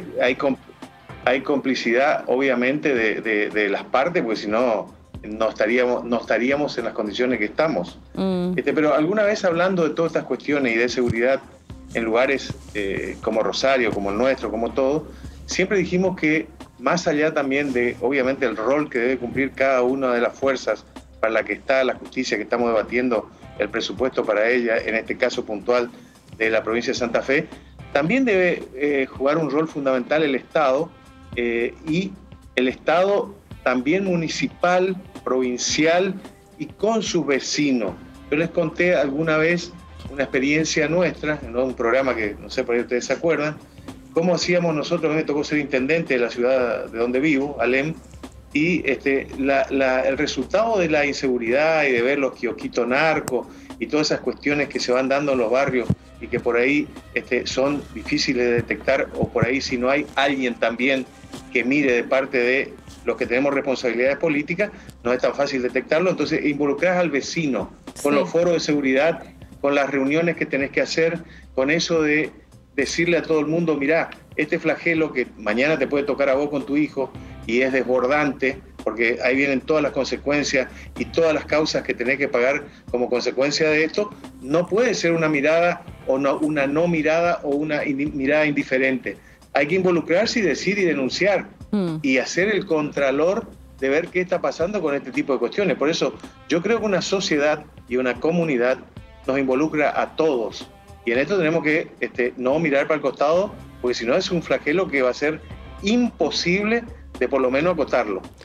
Diputado, la semana que viene va a venir el jefe de gabinete a responder preguntas. ¿Nos puede adelantar un poco por dónde fueron las preguntas que enviaron por escrito? ¿Dónde van a ser eje desde su bloque para hacer el intercambio con Agustín Rossi? Bueno, Provincias Unidas tiene como presidente del interbloque al diputado Luis Di Giacomo. Por parte del bloque que presido yo, que es el del Frente Renovador de la Concordia Misionero, no formulamos preguntas, porque nosotros tenemos un contacto fluido y directo con los ministros, que inclusive Rossi todavía no vino a Misiones, pero los ministros anteriores y varios ministros vienen acá, y nuestro gobernador está permanentemente en Buenos Aires. Vale decir que las preguntas y las cuestiones que nosotros tenemos, más allá de que sean diputados, también dejamos al Ejecutivo que lo haga con el Ejecutivo mismo. O sea que nosotros no formulamos preguntas para el ministro. Sí vamos a participar y vamos a estar escuchando el debate que se va a dar seguramente, ¿no? Ahora, y diputado, para la sesión del 28, el martes, ¿usted cree que hay número suficiente para poder sesionar? ¿Va a haber quórum? ¿Se va a tratar ahí el tema de los juzgados federales en Santa Fe y el tema del monotributo tecnológico, entre otras cosas? ¿Hay espíritu, hay intenciones y votos, sobre todo, para poder sesionar? La convocatoria está firmada por prácticamente todos los presidentes de los bloques e interbloques que componen la Cámara de Diputados. Yo tengo entendido que si se dispara una convocatoria de esa naturaleza, el temario, porque inclusive son 4 puntos, está acordado para que se trate, para que podamos sesionar, ir a labor parlamentaria primero, sesionar, sacar estas leyes y después estar al otro día para la otra sesión, que es con el jefe de gabinete. Sartori, también yo le quería preguntar sobre, bueno, alguna reflexión de lo que está pasando en estas últimas audiencias de juicio político, si la siguió, qué le parece. Mire, es todo un tema, ¿no? Y nosotros la mirada que tenemos es de cuestiones de que cada poder responda por sí mismo y que en democracia ningún poder del Estado debe meterse con el otro poder, porque si no, no podemos hacer un Estado libre y soberano.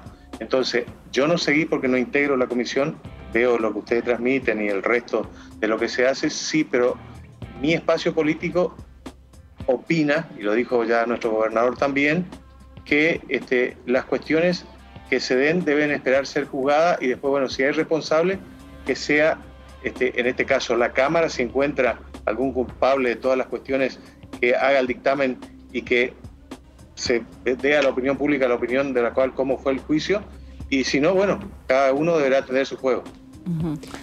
Y diputado, lo vi ayer en la Comisión de Finanzas y Presupuesto y Hacienda cuando se debatió Crédito Suba, preguntarle cuál es la solución, en su opinión, para los hipotecados.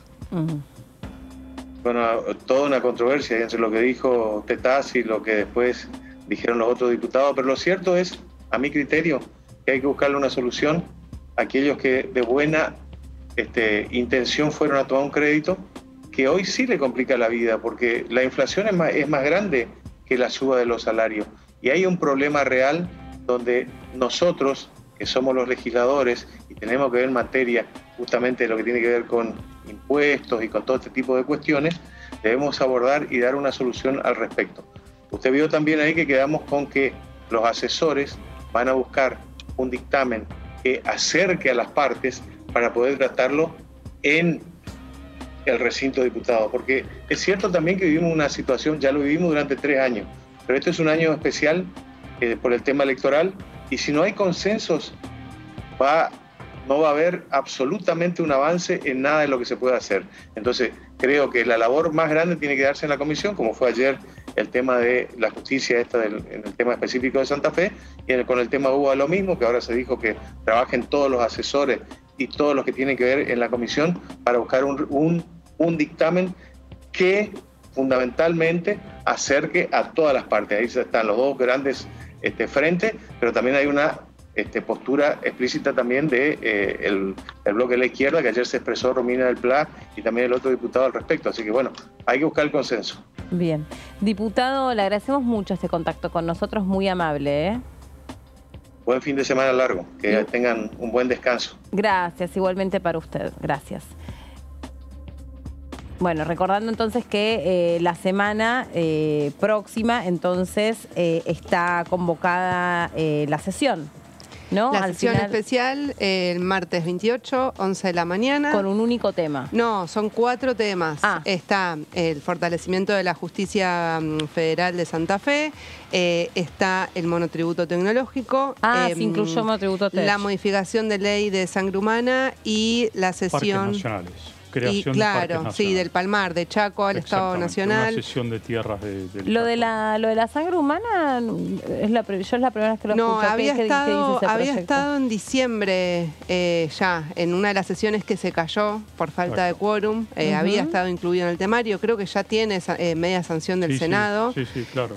Yo no me acuerdo bien, era creo que para brindar información a los donantes para que pueda generalizarse más la donación, pero no me acuerdo. Debería revisar el proyecto, no sé vos, Martín. El 29, entonces el miércoles, a partir de las 10:30 de la mañana, está citado el jefe de gabinete. Va a ser el primer informe del jefe de gabinete, en este caso Agustín Rossi, como jefe de gabinete, ante el Congreso de la Nación. Recordemos que por mandato de la Constitución Nacional, reformada en 1994, la figura del jefe de gabinete aparece como una figura nueva y lo que hace todos los meses tiene que venir, supuestamente, es lo que se plantea, no siempre se cumple, intercaladamente a cada Cámara, al Senado y a diputados para dar un informe del estado de situación de cada uno de los ministerios. A ver, este gobierno tuvo 3 jefes de gabinete, Santiago Cafiero, después lo tuvo Juan Mansur y después lo tiene ahora Agustín Rossi. Exactamente. Los 2 anteriores de Mansur, me acuerdo que alcanzó a brindar un informe en el Senado Cafiero y uno en diputados. También. Y Cafiero también, Cafiero eso yo no me acordaba. Sí, estuvo tanto en diputados como en el Senado. Ok, entonces esta sería el tercer año en el que este gobierno, a través de su jefe de gabinete, brinda un informe de gestión y le toca empezar por diputados y después tiene que ir al Senado. Es que en realidad no es que le toca, sino que la última vez que vino un jefe de gabinete ocurrió en el Senado. Eso. Pasó por la cual tiene que venir ahora un jefe de gabinete a diputados. Ajá. Siempre fue, en todos los gobiernos, la presencia de los jefes de gabinete fue bastante débil en términos de presencia, justamente porque no es algo que permanentemente se haga. Pero bueno, el mecanismo también está cuestionado porque viene el jefe de gabinete, envía previamente cada legislador una pregunta, el jefe de gabinete las responde y trae un mamotreto, son más de 3.000 respuestas muchas veces. Me gustó ese mamotreto. Me gustó ese mamotreto. Y obviamente no hay posibilidad de repregunta porque supuestamente los diputados le preguntaron previamente en ese mecanismo que hay. Pero bueno, es lo que hay y en buena hora que vengan los jefes de gabinete a informar cómo está el estado de situación del gobierno. Y además es un jefe de gabinete también santafesino, a donde me imagino que gran parte de las explicaciones puedan venir por ese lado, porque Rosario es un tema muy caliente desde el punto de vista político. Yo creo que hay mucha necesidad, porque lo hubo cuando vino el ministro de Seguridad, Aníbal Fernández, donde iba a responder sobre toda su gestión y además ni que la inseguridad solamente se circunscribiera a Santa Fe y al narcotráfico, justamente en nuestro país lo hay de todos los colores, la inseguridad me refiero, y sin embargo, digamos, en un minuto, cuando estaba con las filminas y contaba de los perros entrenados para trabajar con las fuerzas, dijeron, muchachos, vamos al grano, preguntemos por Rosario, ahorrémonos. Hay que ver igual, Meli, qué pasa, o sea, como está la sesión donde se va a debatir lo del proyecto de Santa Fe el día anterior, quizás esa sesión o salda algunas cuestiones o deja algunas polémicas abiertas que eventualmente podría retomar el jefe de gabinete al día siguiente. Es cierto. Sí, pero bueno, el mismo día que está pautada la reunión de Joe Biden con Alberto Fernández en la Casa Blanca. Es cierto, Hoy se confirmó esa reunión. Y finalmente la consiguió porque venía detrás de eso hubo dos el tema del COVID. Fallidos. En algunos casos, en uno de los casos, porque Biden había tenido COVID. Bueno, ahora finalmente la Casa Blanca confirmó esta reunión que va a ser precisamente el próximo miércoles, el mismo día que va a estar aquí el jefe de gabinete. Y también yo creo que es interés de este Congreso, bueno, poder ahondar en otras cuestiones también vinculadas o que aparecen expuestas a la luz de lo que está pasando en la Comisión de Juicio Político, con algunas prácticas, ¿no?, que puedan explicar seguramente cómo funcionan, porque Rossi también, recordemos, fue titular de la AFI. Con lo cual, probablemente también ahí se aproveche la presencia para poder hacer algún tipo de requerimiento en ese sentido. No me parecería menor que pueda dar cuenta de, bueno, en qué situaciones se realizan espionaje, cómo es eso, ¿no? Porque está muy cuestionado el tema de las escuchas, cómo se obtuvo esa prueba, ¿no? Claro. Yo solamente y después creo, Meli, que puede haber también, uno presume que va a haber varias preguntas en torno a la economía, ¿no? O sea, tenemos por un lado la sequía, que eso le implica al país una pérdida de 20.000 millones de dólares, con lo cual hay preocupación, hay distintas medidas que viene tomando el gobierno. Bueno, hay cuestionamientos también del lado de la oposición en torno a las últimas medidas que anunció el ministro Massa. Así que ese también seguramente, inflación, o sea, los temas económicos van a tener seguramente mucho peso el día miércoles. Muy bien, nos vamos a meter en una sección nueva aquí en la segunda edición de DTV porque siempre nosotros tratamos de poner en contexto cómo surgen las discusiones de algunas leyes y de dónde viene la necesidad de que esa ley venga a echar luz sobre alguna problemática o venga a subsanar alguna cuestión. Y en general, ustedes habrán notado que muchas leyes llevan su nombre propio. Hoy presentamos la ley en primera persona, la ley de Lucio Dupuy.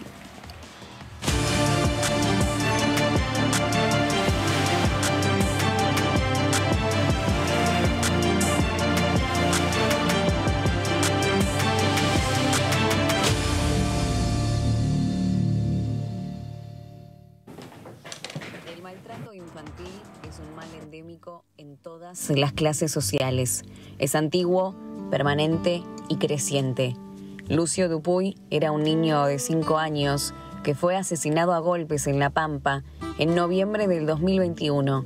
Las ejecutoras fueron Magdalena Espósito, la madre biológica, y Avi Páez, su pareja conviviente. Ambas fueron declaradas culpables de homicidio agravado por ensañamiento, alevosía y por el vínculo, en el caso de la madre. La pareja fue además declarada culpable del delito de abuso sexual. Fueron condenadas a cadena perpetua. Luego de su fallecimiento, se supo que el niño había ingresado varias veces en distintos hospitales de La Pampa por golpes, pero ningún profesional había reportado las lesiones.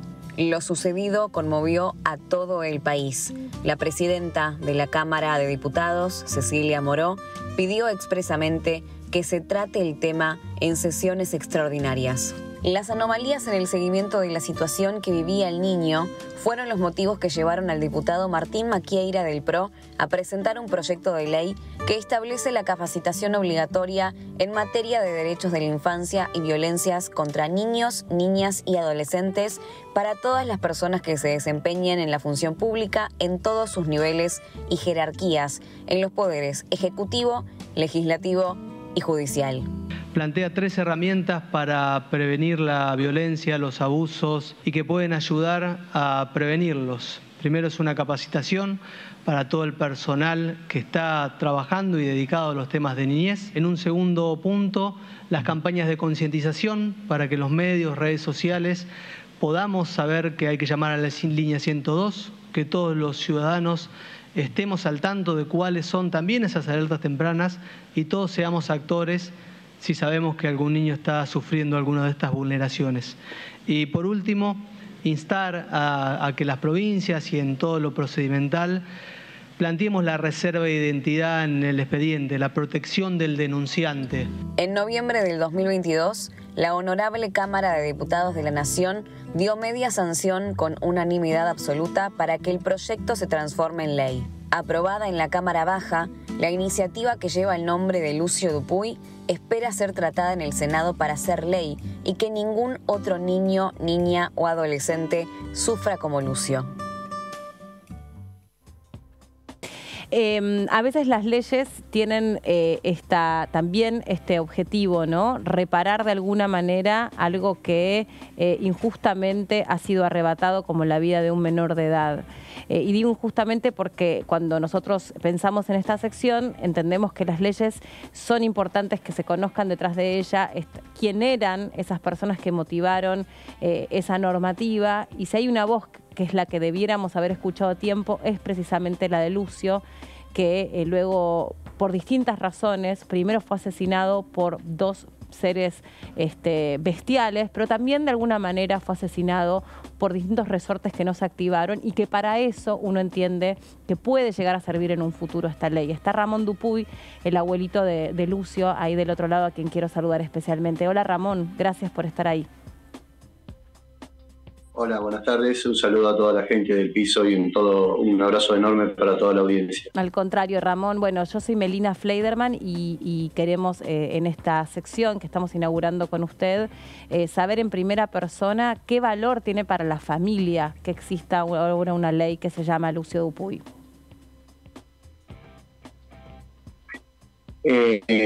Si vos lo ponés a mirar desde el punto de vista nuestro, el valor de la ley no es para la familia, sino es para el valor para todos los niños que quedan en Argentina, que no vuelvan a suceder casos como el que sucedió con Lucito y lamentablemente, ¿no? Y prevenir todo maltrato infantil y que no sean vulnerados sus derechos los niños.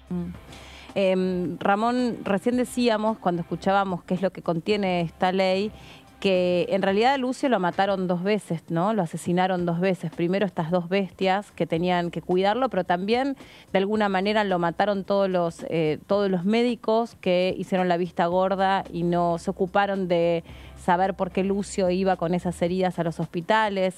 Tal vez alguna maestra que no se quiso involucrar y tantos otros resortes que no funcionaron para aferrarlo a la vida.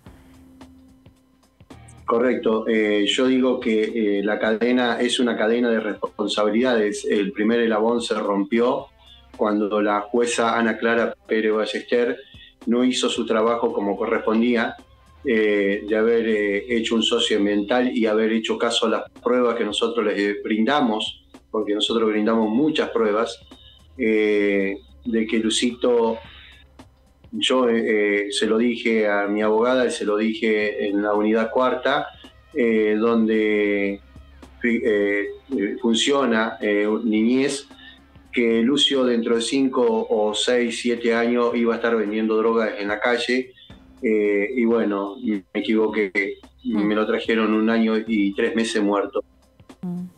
¿Usted pudo trabajar con los diputados sobre... Perdón, ahí no lo estoy escuchando. No sé si usted sí me escucha. No, al fallar la jueza, todos los resortes que tendrían que haber saltado de alarmas no saltaron. Por ejemplo, salud, niñez, educación, justicia, policía, no saltaron ningún resorte de eso porque la jueza obró a favor de la progenitora y obró mal. Claro. Es que nadie, me parece que en realidad nadie está mirando con ojos contenedores lo que Lucio sí trataba de decir. Porque Lucio habló a través de sus dibujos, Lucio habló a través de su cuerpito con sus lastimaduras. La verdad que cuando uno siguió el juicio, las partes que se pudieron seguir y uno escuchaba los resultados de los peritos, no tiene otra cosa más que cuestionarse en manos de quién estaba cuando uno suponía que a Lucio lo estaban cuidando. Lucio vivió con nosotros durante casi 4 años, faltaban días para los 4 años de que ella se lo llevó de acá. Lucio durante 4 años entró muy poquitas veces por enfermedades lógicas, ¿no? Claro. La enfermedad más grave que tuvo Lucio fue otitis, que lo llevamos nosotros al médico. Cuando se lo llevaron estas asesinas, Lucito entró 5 veces en 3 meses, menos de 3 meses, 5 veces, con quebraduras, quemaduras, cigarrillos, mordeduras, desvanecidos, golpeados, moretones. Nadie hizo nada. Y Ramón, también algo que tiene por objetivo la ley es, de alguna manera, capacitar a los docentes y a las docentes. Yo no sé si en este sentido usted tiene conocimiento qué rol jugaron las docentes de Lucio, porque Lucio estaba escolarizado y Lucio hacía dibujos, donde si esas docentes hubieran estado capacitadas, hubieran advertido que Lucio era víctima de abuso sexual. Yo me asesoré mucho durante este año. Bueno, las docentes tienen una materia que es psicopedagogía, donde pueden descifrar, donde pueden estudiar los dibujos hechos por los niños.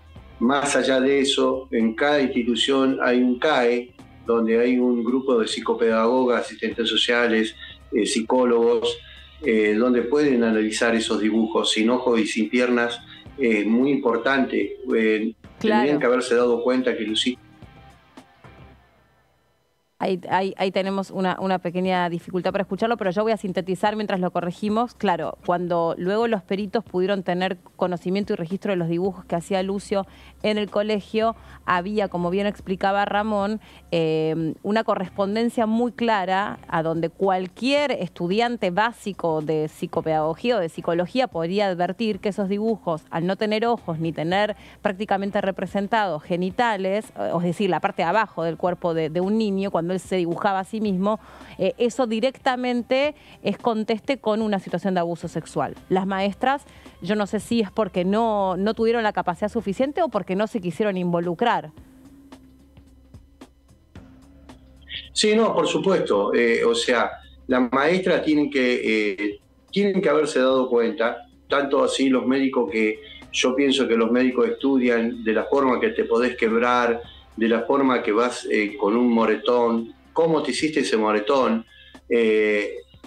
Alguien tiene que haberse dado cuenta y tendría que haber denunciado. Por eso te digo que se rompió el primer eslabón, donde la jueza obró mal, no le hizo un seguimiento, no le hizo una pregunta simple: ¿dónde lo vas a llevar a vivir? ¿Con qué lo vas a mantener? ¿Con quién va a estar Lucio? Ya que estaba a 140 kilómetros de nosotros. es muy difícil todo esto y era muy que se podía prevenir. Claro, claro. Además se trató de una muerte, un asesinato brutal y un asesinato evitable desde todo punto de vista, si algo de todo esto hubiera funcionado. Y ahora uno tiene la sensación o quiere creer que esta ley, Ramón, no sé si usted coincide, va a brindar más herramientas para que otros no pasen por lo que pasó Lucio. La lucha nuestra es que se nos apruebe la ley lo más antes posible. Yo te doy una estadística. Del día 26 de noviembre del año 21 hasta el día de la fecha llevamos 96 chicos muertos. 96 chicos muertos.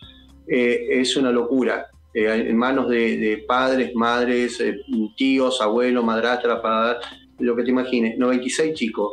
En 2 años es una locura. Están matando el futuro. Entonces, más allá de todo eso, nosotros queremos salvar los chicos. Nosotros necesitamos esa ley. Urgente la necesitamos. Tendría que haber estado en funcionamiento ya la ley para evitar muchas muertes de niños. ¿Cómo vivió esa sesión a donde la Cámara de Diputados le pudo dar debate finalmente a este proyecto de ley? ¿Cómo lo vivió usted en primera persona? ¿Cómo fue el proceso para usted? Usted decía, bueno, claro, nada va a devolver la vida del pobrecito Lucio, pero me imagino que cada pasito que se da debe ser un poquito de paz, ¿no? Que no es poco para una familia que ha sufrido tanto. Mira, el sufrimiento, yo siempre digo que a Lucio no me lo mataron hace 1 año y 4 meses, sino me lo mataron hace horas, porque el sufrimiento es el mismo, el dolor es el mismo, pero lo vivimos con mucha emoción con mi señora porque, bueno, estamos a un paso, le dije a Silvia, a mi señora, amor, estamos a un paso de que se apruebe. Lamentablemente el paso se está haciendo cada vez más largo porque los senadores no se reúnen. Mi pensamiento es que aquí no tendría que haber discusión de los senadores si sesionamos o no sesionamos, si hay grieta o no hay grieta. Acá lo que tendrían que ver el futuro de la Argentina, que son los niños, y las cosas aberrantes que están pasando con los niños. Entonces nosotros tratamos de prevenir eso. Los senadores tendrían que ver eso, que nosotros no buscamos rédito de nada, porque a nosotros no nos sirve la ley Lucio. Para nosotros ya Lucio lo perdimos y no lo va a devolver nadie, pero sí hay muchos chicos que la necesitan y por eso vamos a luchar y estamos luchando, ¿no? Ramón, le quiero agradecer especialmente, lo quiero abrazar a la distancia.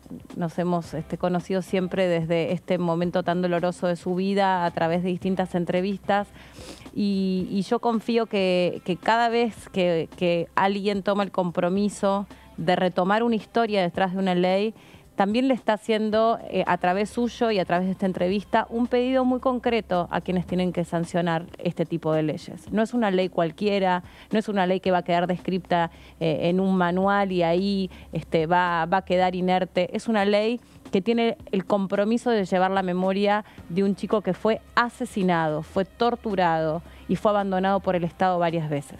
Ramón, muchas gracias.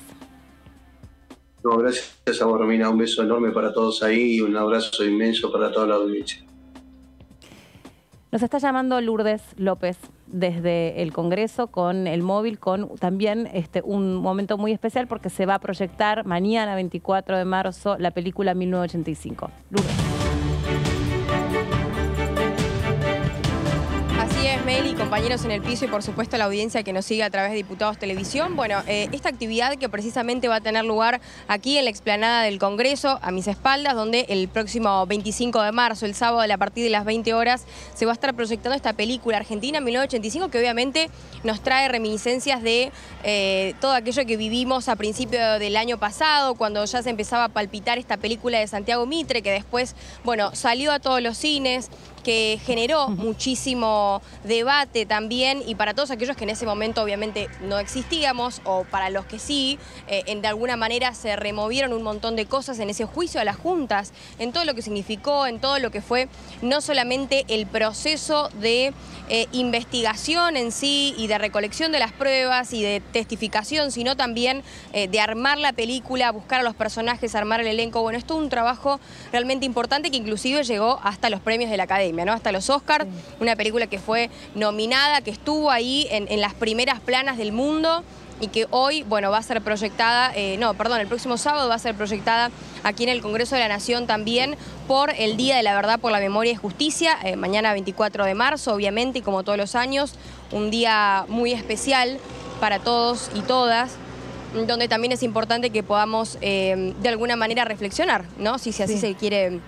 Si se lo quiere ver, si se lo quiere analizar también desde ese lado puntualmente, pensando también en todo lo que nos viene sucediendo y en estos 40 años de democracia que se van a estar cumpliendo a fin de año. Así que son días muy movilizantes, en un acuerdo también de cine y memoria, en este caso un acuerdo que hubo entre el Congreso de la Nación con, en este caso, el Instituto de Cine Argentino. Dale, Martín. Lourdes, una pregunta para que la gente sepa cómo va a ser el ingreso para que la gente pueda ver, o si hay posibilidades de que la gente pueda ver esa película. Sí.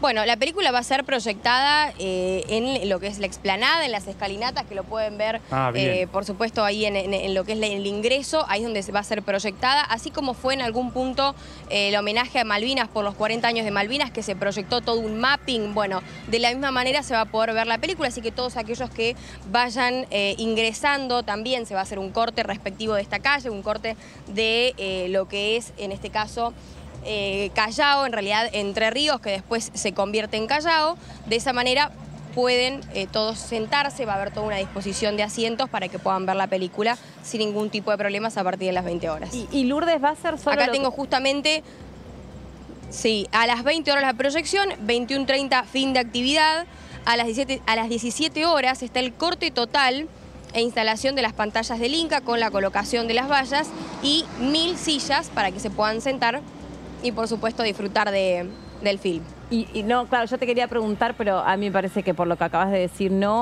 si va a haber algún moderador, si va a haber alguna entrevista, si va a haber algún tipo de anclaje, más allá de que es obvio, ¿no?, el contenido de la película con la fecha, pero bueno, a ver si también se podía producir algo de esto o no. Y estaría bueno que por ahí viniera quizá algún miembro del elenco, bueno, que se hicieran presente alguien alguno de los que también formaron parte de la película, sea del cast, sea de parte, claro, del mismo staff, pero bueno, todavía no hay nada confirmado. Lo que sí se sabe es que va a estar totalmente abierta al público, gratuito, libre y gratuito, para que puedan sentarse en estas 1000 sillas que van a colocar frente al Congreso y de esa manera ver esta proyección de Argentina 1985, que déjenme decirles, una película, bueno, espectacular. A mi criterio, capaz no soy la experta número 1 en cine, pero es una película que al ser de alguna forma nos remonta a otros tiempos de la historia y de tanta convulsión en lo social, también en lo político, más en estos 40 años de democracia. Bueno, es sumamente importante entender de dónde venimos, teniendo memoria y hacia dónde vamos también, ¿no? Sí. Bueno, Lourdes, ahí está ya la convocatoria entonces, el sábado 25 de mayo en las escalinatas del Congreso, en combinación con una actividad que organiza el Inca aquí en este edificio tan pero tan importante, en una semana que nos tiene que llevar sin lugar a dudas a ese lugar, al lugar de la memoria y de la reflexión. Se proyecta la película Argentina 1985. Gracias, Lourdes. Un placer. Saludos. Bueno, y ahí lo decía, ¿no? Qué bueno que sería que algún miembro de la película pueda venir. Vino a DTV Augusto Girardelli al programa Todo Cultura, es del elenco 1985, y él habló en primera persona de cómo fue esta experiencia de poder meterse, porque además hubo que hacer toda una investigación sobre los documentos del juicio de las juntas, ver todo el material fílmico que había, todo el registro que había de ese juicio ese juicio histórico y también lo que de alguna manera ya sí forma parte de la interpretación y la opinión de nosotros, que somos los espectadores, cómo esto está atravesado en función de la historia que a cada uno nos han contado y el recorte que eligió hacer su director y su guionista. Escuchamos la palabra del actor. Es un honor también como país y creo que también se vio reflejado en el público joven, ¿no? Que vio la película, que empezó a replicar y creo que las generaciones más jóvenes se siguen haciendo cargo de esa bandera de memoria y eso me parece que es además de importante, es un motivo de honor como país que se siga hablando, que siga siendo un tema, una lucha, que cada 24 de marzo la plaza explote, que le demos la importancia que tiene como país. Yo sí empatizo obviamente con la temática y he ido a las plazas y colgar el pañuelo blanco del balcón. Es como una ceremonia de los 24 y ver los balcones llenos de pañuelos blancos y todo lo que se genera en la plaza es de vuelta, es una sensación de orgullo que el país y que este pueblo tenga esas ganas de memoria, ¿no? Como de no olvidar y de seguir luchando por reconocer a estos 400 jóvenes, por seguir encontrando. Y me parece que está buenísimo, es orgullo el que se siente.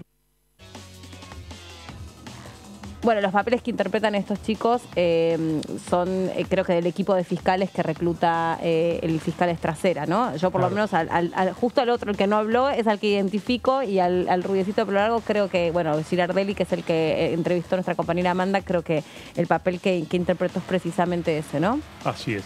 Y bueno, se viene después de este fin de semana largo una semana movidita en la Cámara de Diputados. Claro, lo repasamos. ¿Qué va a pasar el martes?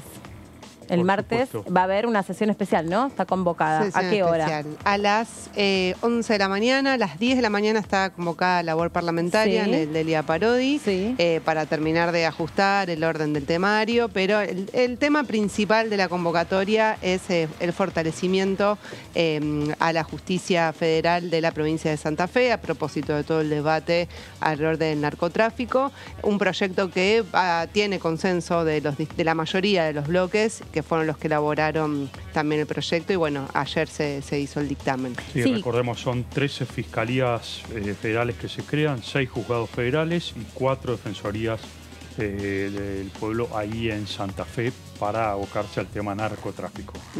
Sí, en ese entonces cuando se debatió en las comisiones lo que nos explicaban los especialistas, primero los diputados propiamente de la provincia, ¿no? de Santa Fe, pero después los diputados más especializados en cuestiones penales, lo que nos explicaban es que esto sirve porque, ante todo, no porque sea un valor en sí mismo la velocidad de la investigación, pero sí es parte de que la justicia se ajusta, ¿no? Si vos tenés una justicia que llega lenta, es poco eficaz. Entonces, de alguna manera, lo que promete este proyecto de ley que se va a debatir en esta sesión especial, la fortalece en el sentido de que le va a dar mayores herramientas para que todas las personas que sean juzgadas bien.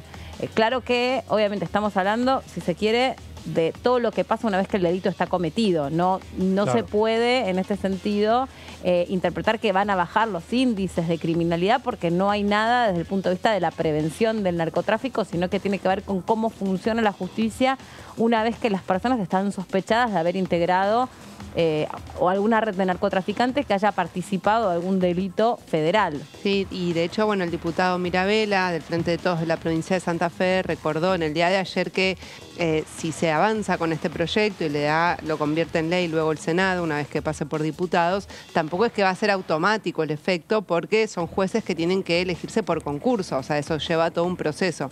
Por eso, bueno, un poco debatíamos en el día de hoy, lo que se planteó en la comisión ayer, que hay otras aristas del problema que hace falta que se aborden en la Cámara. Veremos si está el consenso para avanzar con lavado de activos, revisar el rol de los bancos, urbanización de los barrios. Las cuevas financieras también. El tema de la salud también. O sea, hay quienes plantean legalización de las drogas como una forma de combatir el narcotráfico, con control. La forma de la ley de lavado, ¿no? Que es otro de los temas pendientes. Estaba bastante avanzado en su momento. Avanzado, es un reclamo muy fuerte que está haciendo la unidad, la UIF, la unidad de investigación financiera, porque la Argentina debe ponerse al día justamente con lo que es la ley de lavado en términos de todo lo que hace al seguimiento de lavado de activos y lucha contra el financiamiento del terrorismo.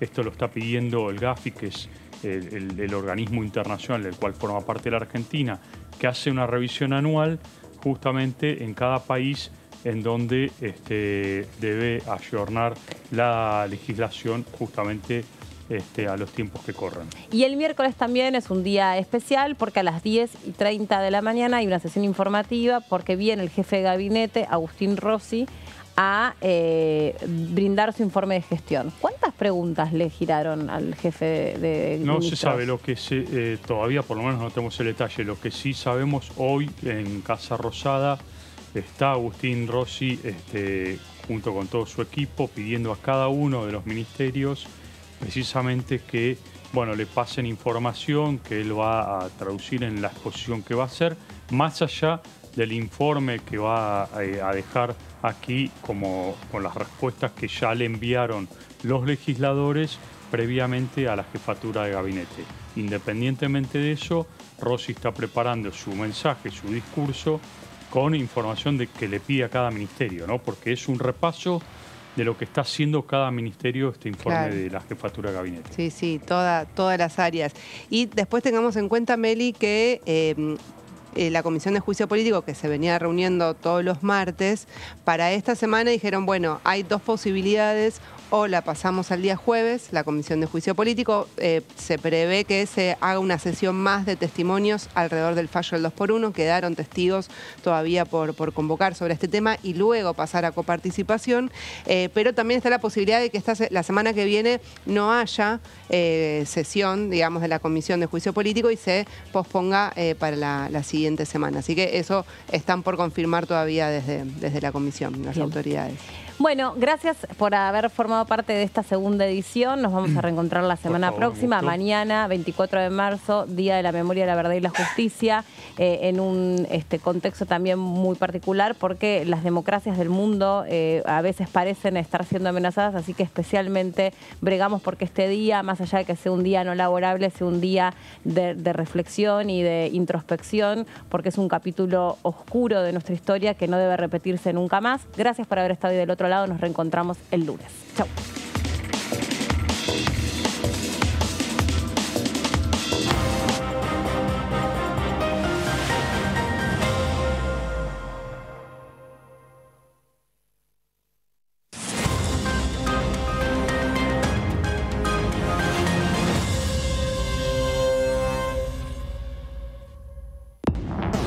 Hola, ¿qué tal? ¿Cómo andan? Bienvenidos, bienvenidas a esta tercera edición de DTV.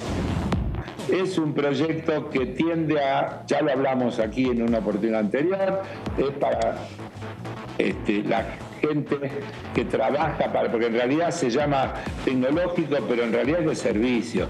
A todos los que de una manera u otra tienen algún servicio con el exterior y cobran en moneda extranjera, tienen una posibilidad, si son pequeños, hasta $30.000 anuales o su equivalente en otra moneda, a poderlos ingresar de manera sin pasar por ninguna conversión ni por ninguna otra cosa, sino en la propia moneda y tenerlo.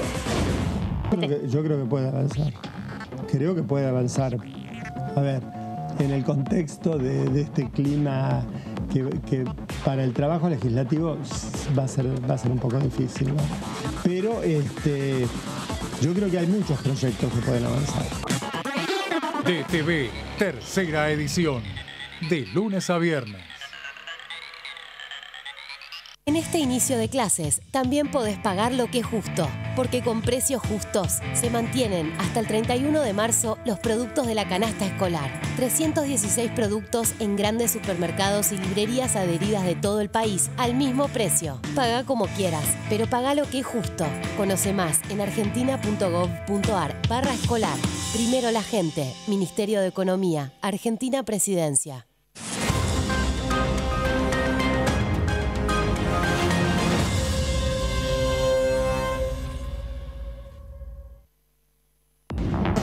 Qué bueno pensar en voz alta, ¿no?